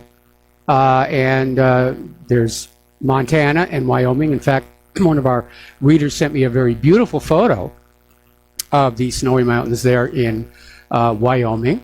And it's accumulating snow above 6,000 feet, which is a surprise to a lot of the vacationers in the area. Now, Britain is coming up on a week of icy frost, mist, and heavy rain. But the story then goes on to say, don't worry. Global warming, we'll have an Indian summer, and it'll be warm in September. Maybe, maybe not. But a lot of people are looking at the weather patterns, and they're saying, it looks like the seasons are changing early. And apparently snow is falling in Alberta, Canada. And here's where it gets to the good part. The Farmer's Almanac prediction. Now, for those of you who are farmers, you understand the Farmer's Almanacs have an amazing track record of predicting the overall weather. Now, they don't predict day to day to day to day, but they predict when you should start planting, when you should be thinking about getting the harvest in, and they have been just bang on spot correct. So, this year's Farmer's Almanac is predicting an early, bone-chillingly cold and snowy winter. They're even describing it as teeth-chattering cold. And I've been saying exactly the same thing. We're all looking at the same signs. Now, all right. This one was a little out of place in the talking points. A human rights coalition is now demanding that Google end the Chinese censorship project. Well, I think somebody needs to demand Google end the American censorship project. Google seems to be doing this everywhere for any government that asks. And so these 14 groups, which include Amnesty International, the Committee to Protect Journalists, the Electronic Frontier Foundation, and Human Rights Watch, urge Google to call off the controversial project codenamed Dragonfly. But again, the perception coming out of this is that Google is doing this only in China, and I don't think that's accurate. I think the powerful have become very afraid. They've lost control of the minds of America. They can't sell us a new war. They can't hide the corruption any longer. And they are afraid, and that's why they're trying to bring down censorship in some kind of a way where somebody can't mount a First Amendment lawsuit. All right, we're going to take a break for station identification. We'll be right back with hour number 3. And aloha, America. Welcome back to our show, hour number 3. The phone lines are open, 800-313-9443. So please call on in. Help me get through this hour. And people are sending me a lot of stuff. I'm trying to process it through. Okay, this is about that indoctrination. It's a video. I'll have to look at it later here. Okay, so we just got done talking about Google being pressured to end censorship. I don't think it's going to happen. I think we're right into Aldous Huxley and George Orwell with all of this stuff. Over in the Democratic Republic of the Congo, as you're aware, they've got an outbreak of Ebola, and the death rate is starting to spike rather dramatically. And there are questions being raised. Was this an accidental outbreak? Apparently there is concern that it might be a depopulation device. And you know there are people who think having a lot of money gives them the right to talk about depopulation. And we do understand Malthusian theory holds that depopulation, or at least zero population growth, is a necessity to control a species, in this case human beings, that reproduces and consumes natural resources without limits.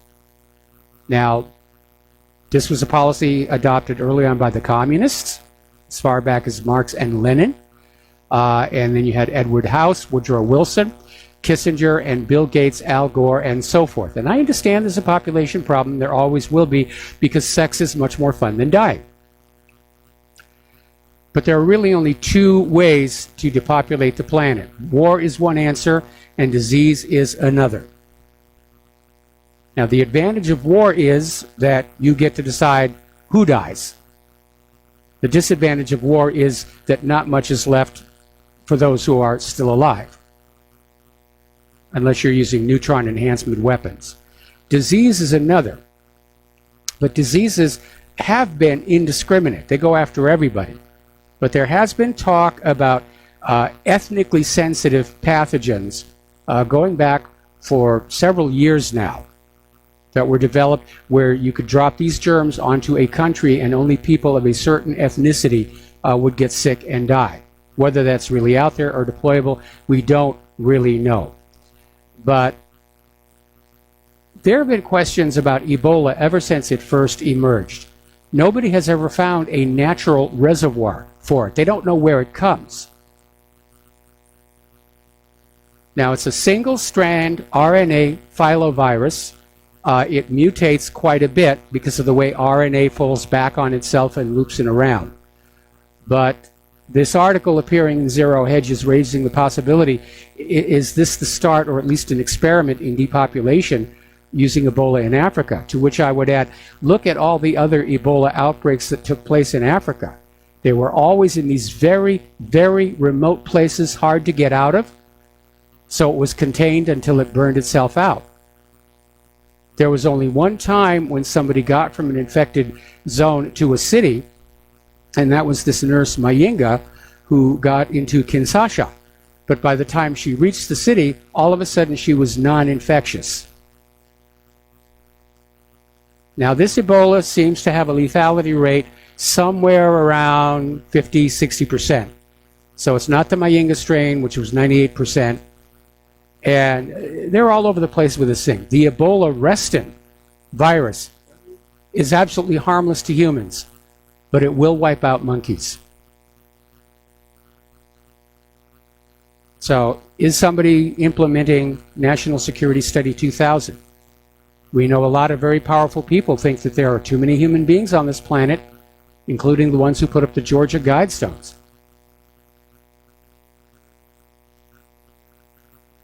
So, anyway. Now, we were talking yesterday about these Irish church-run orphanages, homes for unwed mothers, and how badly the women and the children were being treated by these supposed men and women of God. And Tuam is about to get a real boost in the public eye thanks to Liam Neeson. But it wasn't confined to Ireland by any stretch of the imagination. You had the resident school scandal up in Canada, and now there's a new scandal surfacing in the state of Vermont. And this one surrounds the St. Joseph's Orphanage in Burlington, Vermont.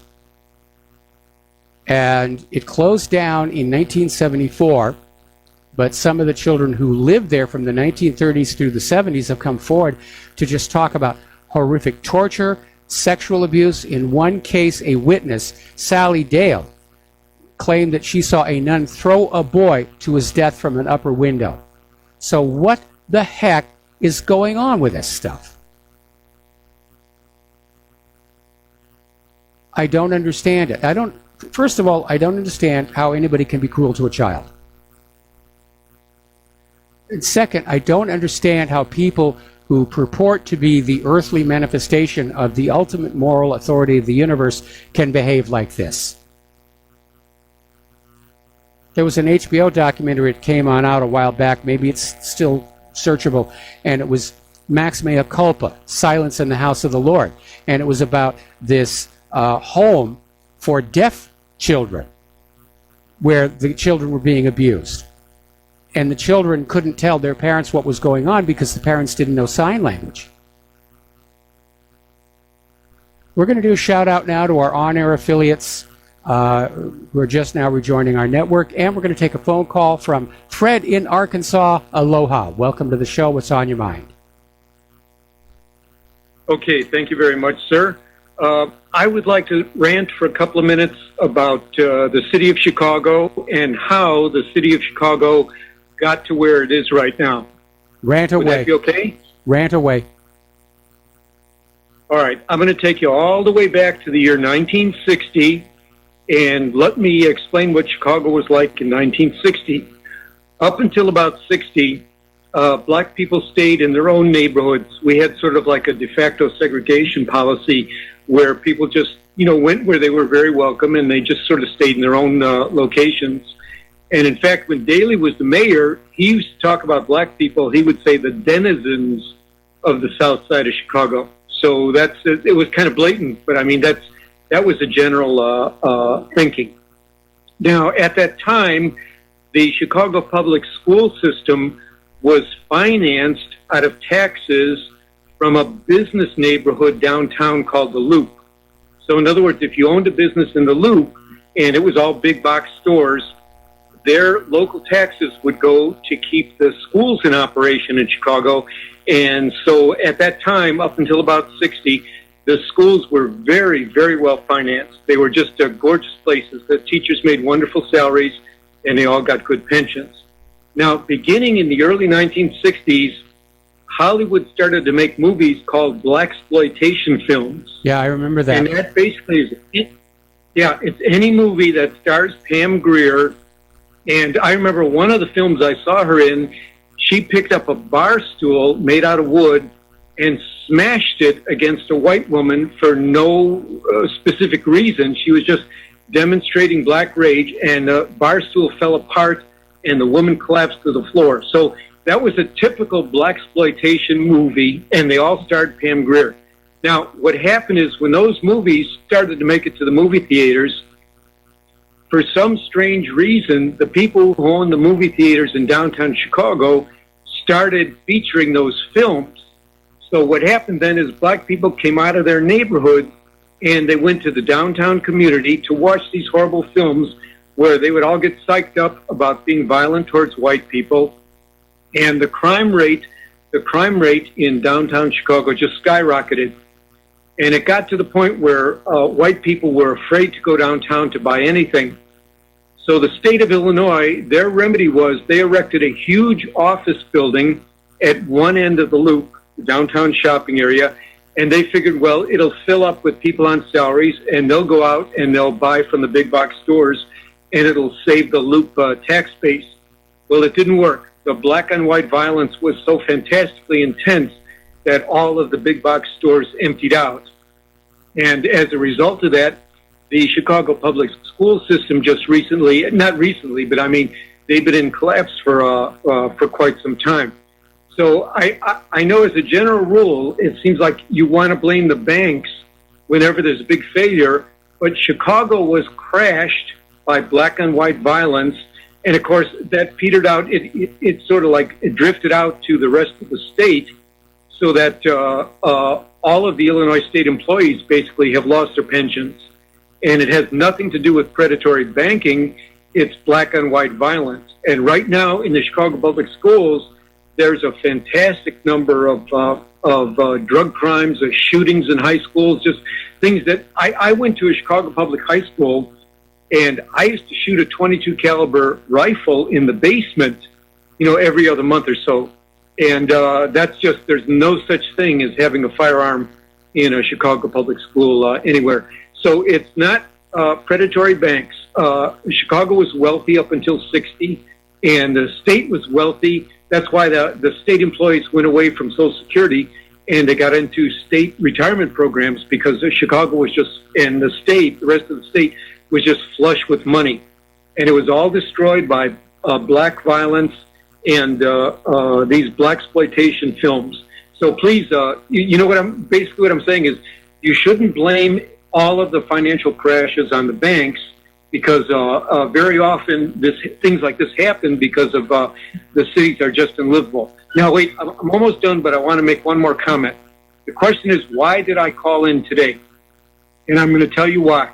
I just came across an article on my Yahoo News feed, and the author of the news article says, "Isn't it terrible that we have to that a funeral for a drug lord in Chicago who was shot up in a drug gang shoot-up costs $5,000 or $6,000?" So in other words, the left-wing media is already saying that white taxpayers should now pay for the funerals of blacks who are killed in drug disputes. That's how crazy the left wing is.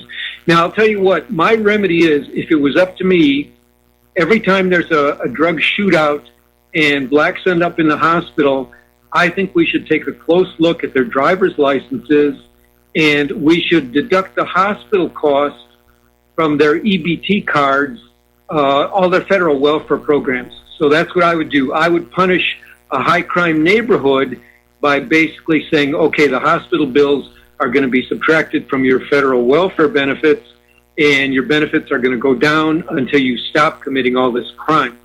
So that's my rant. What do you think? Should I just hang up, or you want to add something? Stand the line here a little bit, because the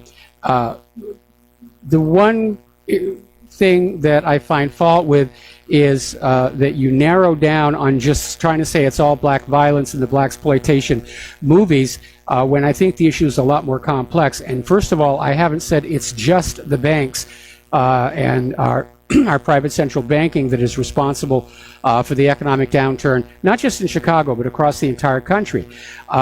There are a lot of overlapping factors, and I think what may have happened, if you remember back in the 1960s, where the FBI was deliberately trying to foment racial tension to basically keep the people divided during the protests over Vietnam, I'm seeing that these black exploitation films came out at about the same time the economy was starting to decline from other reasons outside, including the war budget, and that maybe these black exploitation films were put on out there to fan up racial tension, the way we have seen racial tension being fanned up in the streets of America just in the last couple of years. It's a great way to keep people under control, keep them hating each other.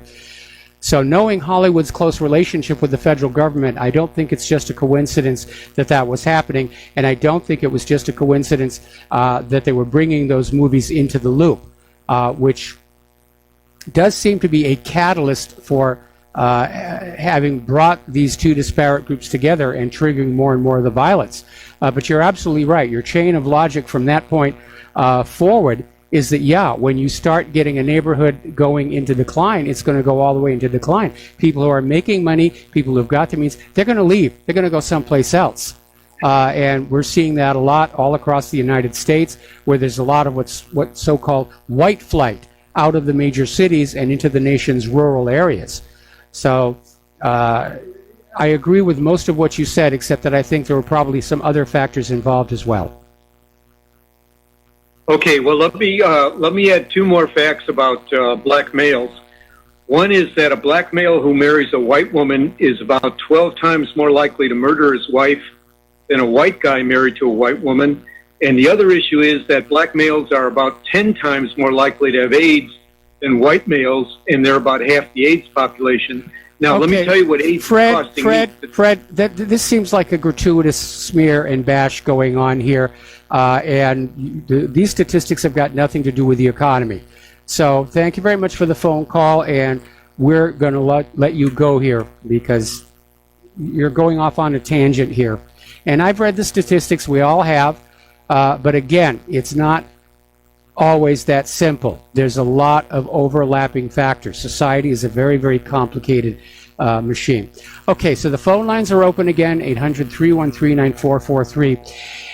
Yesterday, we reported on a story where there were rumors that Pope Francis might actually resign. And apparently, there were stories that there was a coup in the Vatican to dethrone him because of a lot of the church hierarchy not agreeing with a lot of his more liberal policies. But apparently there's a confirming story. This is over at Leo Zagami, saying that the Pope is preparing to move back to Argentina amongst all these controversies. And apparently there's a lot of legal prep that has to be done because he didn't leave Argentina in the best of conditions. And so he's got political enemies back there, and he's obviously going to want to have some safety guarantees. But it means we may go through that whole festival of picking a new pope yet again. But I don't think that's going to help. I mean, when you have two popes resign like that, Pope Benny the Rat followed by Pope Francis, it tells you something is seriously broken in the hierarchy of the Catholic Church. And again, this report out of Pennsylvania, the reports coming out of these homes for unwed mothers, there is something really wrong. And underneath all those white robes, there seem to be some very, very black hearts. Okay. Today, Missouri became the first state in the country to have an actual law on the books that prohibits food makers from using the word meat on anything other than animal flesh. And apparently this law is in response to manufacturers of what has been dubbed fake or non-traditional meat. There's a colorful little euphemism for you. Clean meat, also known as lab-grown meat, is made of cultured animal tissue cells, while plant-based meat is generally from ingredients such as soy, tempeh, and seitai, which is not meat at all. And yet there are a lot of products out there saying this is meat, and it isn't. So this new law forbids misrepresenting a product as meat that is not derived from harvested production, livestock, or poultry. Violators can be fined $1,000 and imprisoned for a year.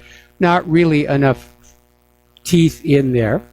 And I'm not sure what the attraction of the lab-grown meat is anyway, because having been a farm kid myself, it strikes me that raising cows and chickens and sheep and goat is a lot easier, a lot less labor intensive, a lot less expensive than trying to generate one in a laboratory. And given the horrendous mistakes that have been made in so many other areas of our synthetic biology industry, if you will, I don't think I would ever care to actually eat any of that. All right, we're going to take another break for commercials here. Please join me on the air, 800-313-9443, and we'll be right back. And aloha, America. Welcome back to our show. The phone lines are open, 800-313-9443. And I'm looking at the Fox News feed, and I agree Fox is no better than some of the others, but it's just force of habit. And they're talking about how there was this big debate going on up at the UN over the sanctions placed on Iran by the United States, which, by the United States' own admission, are designed to simply crush the country, shut down all of its oil exports, just wreck the place. And Iran is saying this is just the U.S. returning to neocolonialism. And the U.S. has fallen back on that old standby, well, we have to sanction Iran because they're supporting terrorists around the world, which, talk about the pot calling the kettle black here. You know, after all the support for ISIS and Al-Qaeda that we now know the United States was covertly doing. So I'm looking at this feed, and it's just all war, North Korea tensions, Iran, Syria. Yeah, I feel like something big is on the horizon, possibly could even get kicked off over the holiday weekend when Americans are distracted. Okay, we got a caller waiting on the line here. It's Debbie in Olympia. Aloha, Debbie. Welcome to the show. What's on your mind? Hi. I've enjoyed your website for years.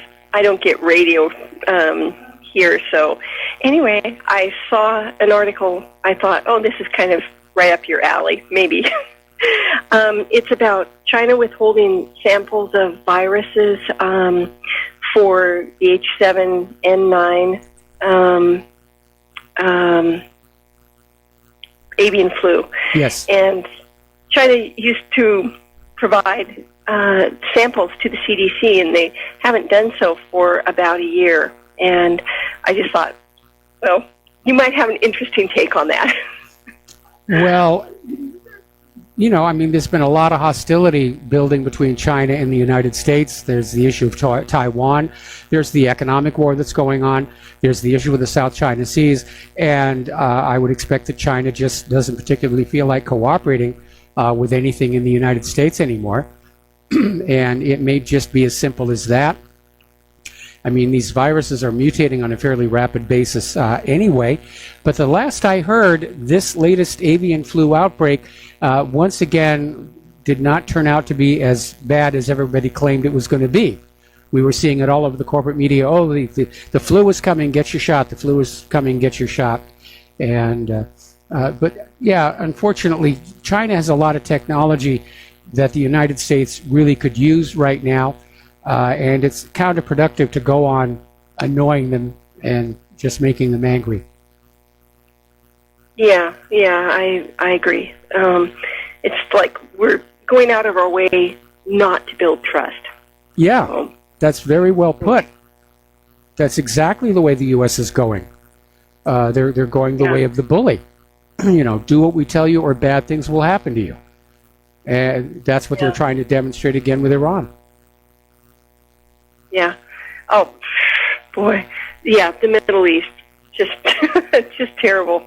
And am I correct that China is investing pretty heavily in helping to develop infrastructure in Africa? And yes, we're doing a lot to develop war in Africa. That's just kind of my take on this.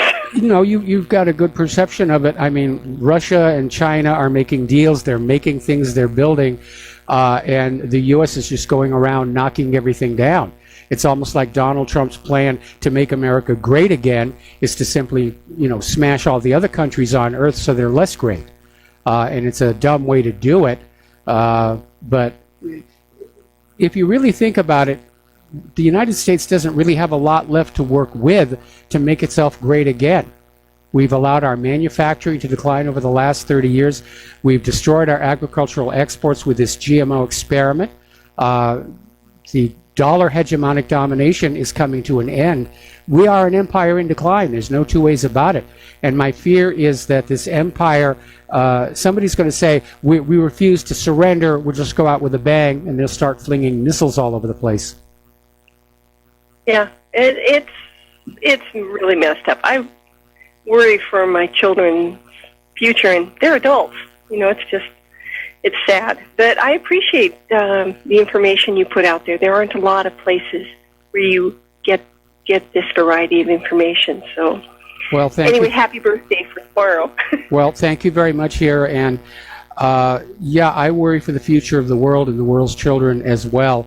And it has been very frustrating and painful over the last 24 years to just see the world deteriorate, to see all these wars at the hands of the United States, and to see the United States itself just seem to be going crazy, where the American people have stopped worrying about the economy and these wars that we're being driven into because they're too busy trying to figure out which restroom they're supposed to use. Too true. Yeah. Yeah. All right, well, listen, thank you very much. We're going to let you go. And we're coming up here on yet another commercial break. We have another caller waiting on the line, and we'll be right back after these few words from our sponsors. Stay tuned. And aloha, America. Welcome back to our show here. Let's go to the phones to Frank in London. Aloha, Frank. Welcome to the show. What's on your mind? Yeah, hi, Mike. It's a long time I haven't spoken on your show. What my topic is how local government, that's boroughs in London, how they're trying to politicize the staff. Now, you're supposed to be sort of politically neutral, although yes, certain parties would have won seats to run a borough, but that's not the point. They set up a terrorist crime prevention. I couldn't even call it training. It was more like a lecture. Anyway, it was compulsory for us as a council staff to attend these lectures. Anyway, went there. There was a guy, Asian Muslim guy. He was lecturing to us about terrorists, what to look out for, etc., etc. Then I realized something. He's talking about anti-Semitism is on the rise in London now. I'm a Londoner, and I can tell you nowadays there is no such thing as a myth. And he said he supposedly saw an incident with two 13-year-old boys run after a rabbi and threw his hat off his head and then continue running. Now, how could you equate that with anti-Semitism? Two young boys, just being silly. They saw a man wearing a silly hat. We did things like that when we were kids. Yes. Right? That was one. So he was telling us about the difference with Al-Qaeda and who's smarter between Al-Qaeda and ISIS or something like that. So I'm listening tentatively. So I threw in a question, and I know this guy does not believe in his own BS that he's teaching. He's getting a nice wage for propagandizing stuff, but that's all it is. I asked him just at the end of the lecture, stroke training, whatever you want to call it, is Hezbollah or a terrorist group? And he said, yes, they are. Now, the reason why he paused a lot, because he wanted to make sure he said the politically correct things, because he wanted he had an agenda. He was given an agenda subtly. But this is what you get happening in local government across London. This is the kind of nonsense you're getting now. They're trying to politicize you. I thought I came just to have a lecture on crime prevention. Then you had all this. There was a lot more to it, but that was just a couple of examples that I managed, because most of us, when that lecture or training's finished, we couldn't remember 95% of what they told us to look out for. But this is what's going. This is what money, a lot of money being spent on these useless courses or whatever you want to call it. That's how our money, and that's where our taxpayers' money is going. That's what's happening. Yeah, well, unfortunately, we're at the stage right now of this hysterical propaganda where anybody that is opposed to us is simply, they're a terrorist. Whether it's Iran or Hezbollah or the Palestinians, they're painting this with a broad brush. You know, they're all terrorists. They all have to be destroyed, blah, blah, blah, blah, blah. And you're right, it is a huge amount of money. But the real goal there is to keep selling you this idea that we're the good guys and they're the bad guys. And it's really not that simple, because unfortunately in the current situation, it is the aggressive West that are the bad guys. And I laugh at this U.S. getting up there and screaming that Iran is supporting terrorism, when we know that the U.S. has been supporting terrorists in all kinds of countries as part of this regime change program. Yeah, thanks, Mike. Thanks for your take on that. Okay, well, thank you very much for the phone call. We're going to let you go and switch over to Don in Iowa. Aloha, Don. Welcome to the show. What's on your mind? Hello, Mike. You're talking about the Catholic Church. Yeah, it looks like they're going straight down the drain. They don't know how to deal with it. But I wanted to recommend a couple of movies in case people haven't seen it yet. One was Spotlight with Michael Keaton. It was a good one. It was about the...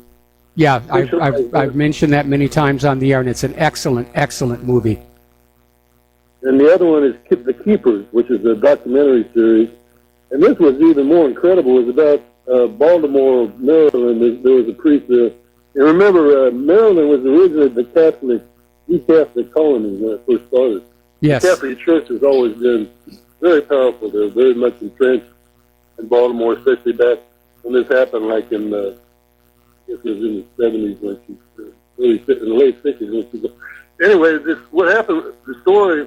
It's incredible to even think about what happened. This guy, superintendent of he was a priest. He's the superintendent of the girls' high school, and he would just rape all these girls. He'd call them on the loudspeaker, send so and so Mary Doe down to my office, and that's the way he'd rape them. It was unbelievable, and it was more than one, and they I don't think they'd be making all this up. I mean, why would they do that? This is what we do have to be careful that we don't get into a witch hunt hysteria, because it can get out of control. And, I keep thinking back to the 1990s feminism, where women were so desperate for the media attention at being a rape victim. Rape became the second most falsely reported crime in the entire country.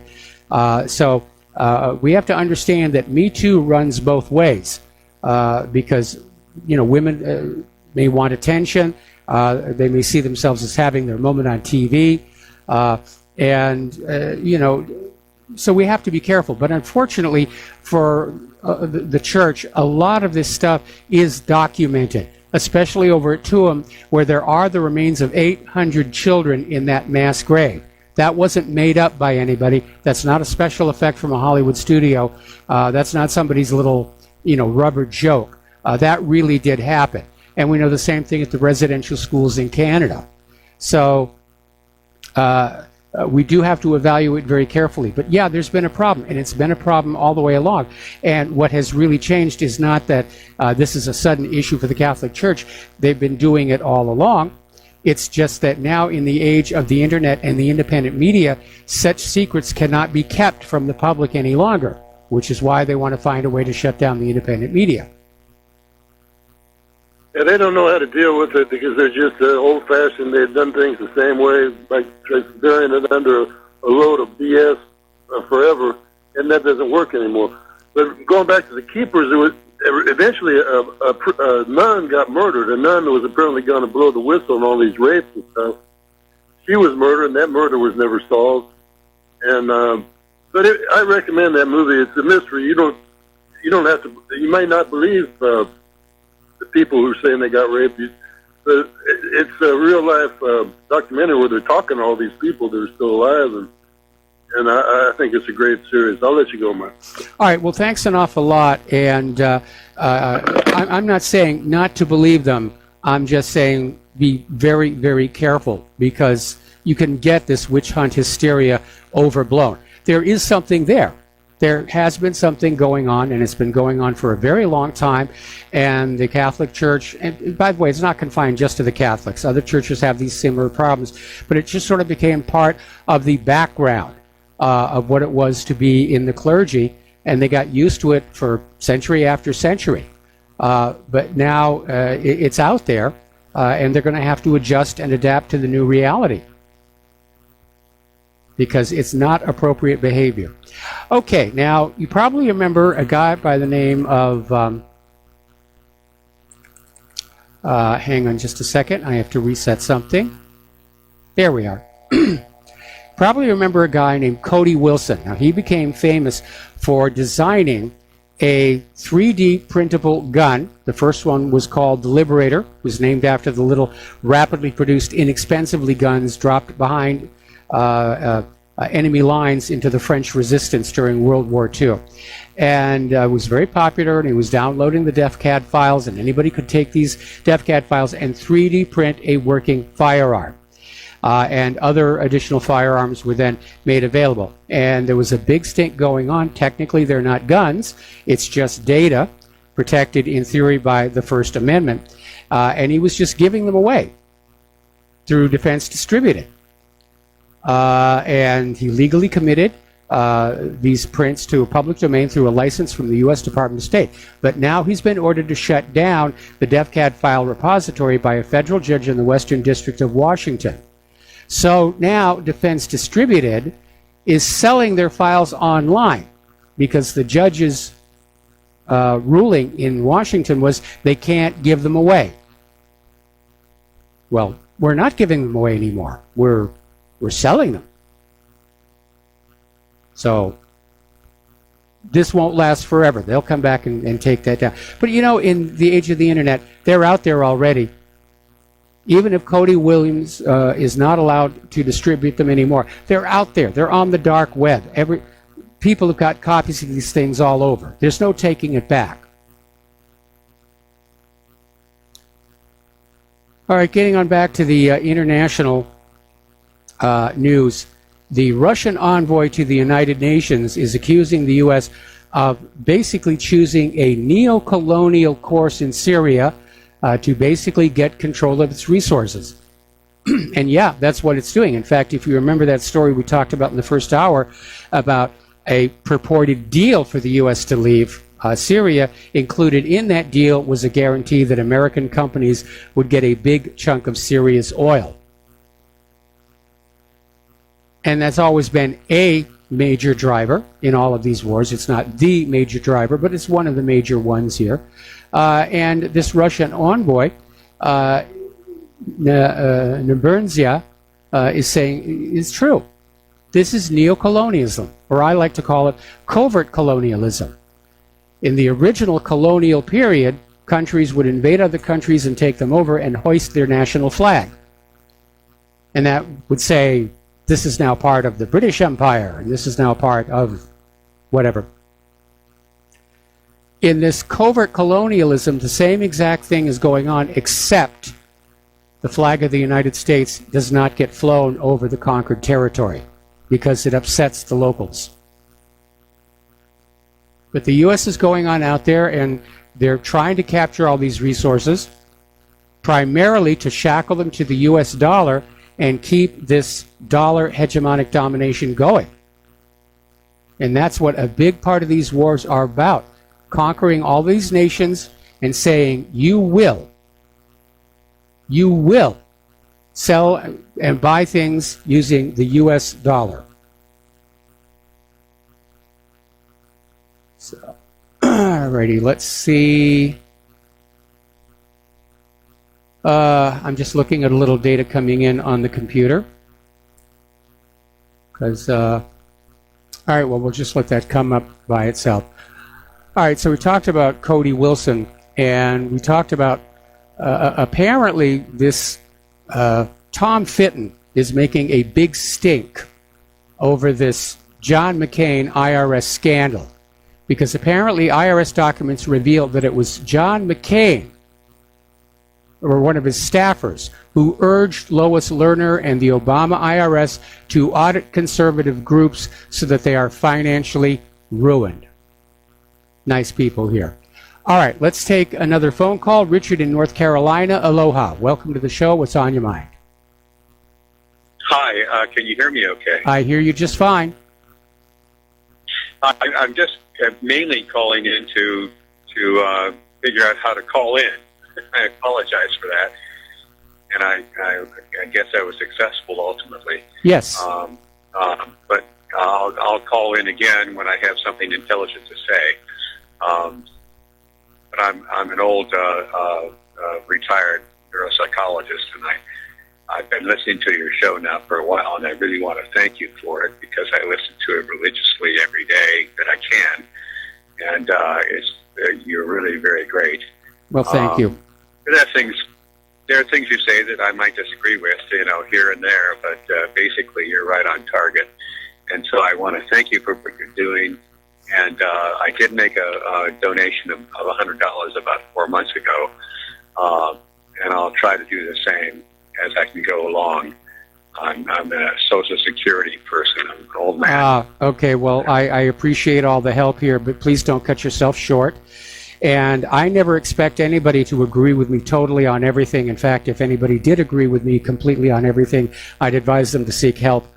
All I really want is to put the information out there and encourage people to become their own best analysts and figure things out for themselves. It's a lost skill.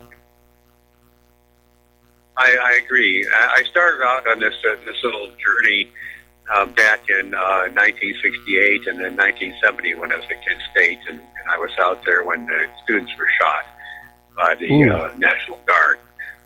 And I've been following everything ever since, really, all of the terrible things that have been done and things that we do, this nation that we live in. And so when I have something intelligent to say, I'll call back. But I'm so glad to be able to connect with you. Now I know how to do it. So thank you. All right. Well, thank you for the phone call. Thank you for the kind words. Thank you for the donation and the support here. All right. We're coming up here on our last final commercial break. And again, a reminder, Claire and I are taking the rest of the week off for a much, much needed rest. And we'll be back here Monday on Labor Day. RBN will be broadcasting live. And we don't know what's going to happen over the weekend. It's awkward timing. But with all this talk about chemical weapons being delivered to the militants in Idlib, with the white helmets already being there are just way too many people saying, we're expecting another false flag chemical attack. And you've got John Bolton and Macron are already out there saying, we're ready to go with the airplanes. We're going to just bomb the crud out of Syria if they dare use chemical weapons on their people. And again, why would Assad do something like that? Obviously, the United States has a motive to use chemical weapons on Syrian civilians to justify an attack. Assad has no reason. He's all but won the war. And he knows using chemical weapons would bring in the United States, justify another attack on his infrastructure. He's not going to do that. He's not a stupid man. And again, the final question, if he were going to use chemical weapons, why use them on civilians instead of on the enemy forces? This story does not make sense. It never really did. But you know something? If you go back and you look at most of the propaganda we have been fed over our lifetimes, and you actually dissect it and take it apart, you'll find that most of it makes absolutely no sense at all. Like crazed lone gunmen. We're going to take another break for commercials. We'll be right back. And aloha, America. Welcome back to our show. Last segment of the program today here. So let's take a step back here and sort of summarize all of the trouble spots that are going on right now. You have, obviously, Syria, where the United States pretty much got pushed out. Russia and Iran and Syria and Hezbollah got rid of the proxy terrorist groups the U.S. was using.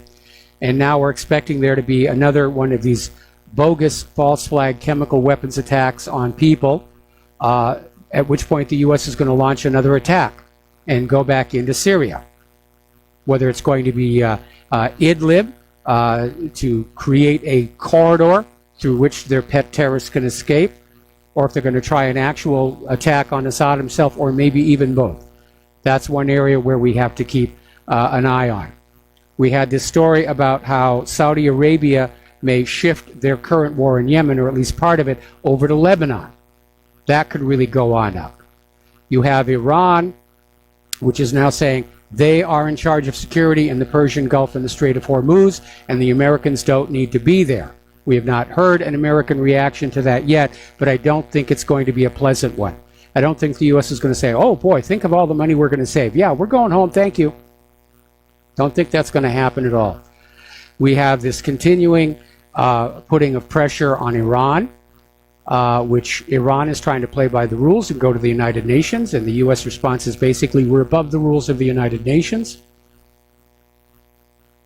This is all heading in a very, very, very dark direction, and like that one caller who called into the program, I'm very worried about the future children, not just of this country, but of the entire world. Because World War I was relatively confined to Europe. World War II was a lot of Europe and a lot of the Pacific. In an age of ICBMs and nuclear weapons, World War III is going to hit everywhere. And I know that Justin was mentioning they have deployed 2 B-2 stealth bombers to here in Hawaii, which is great, makes us a target. And you have to wonder about the sanity of people who are running this show. They seem to have this unshakable idea that they can win these wars, or if they lose them, it won't personally inconvenience them. And we've come to understand that people who achieve these positions of power and authority, they disconnect from the rest of humanity. They just don't care. When Roosevelt decided to goad the Japanese into attacking Pearl Harbor, he knew he was going to lose ships and a couple of thousand men. And his attitude was, yeah, that'll be worth it. That'll be worth it. So we need to come to understand that people who consider themselves our rulers are very, very different from us, and not in a good way. At least not for us. It's great for themselves, bad for us. Okay, there's the music. Stay tuned for John Stadmiller. I'm sure he's got lots to share with you. And please share everything you're learning here and at the website with everyone that you know. Use email, use SneakerNet. Social media is becoming more and more filtered, and they're literally feeling that they can stand up to the President of the United States on this issue. So have a good Labor Day weekend. We'll be back on Monday. Aloha, America.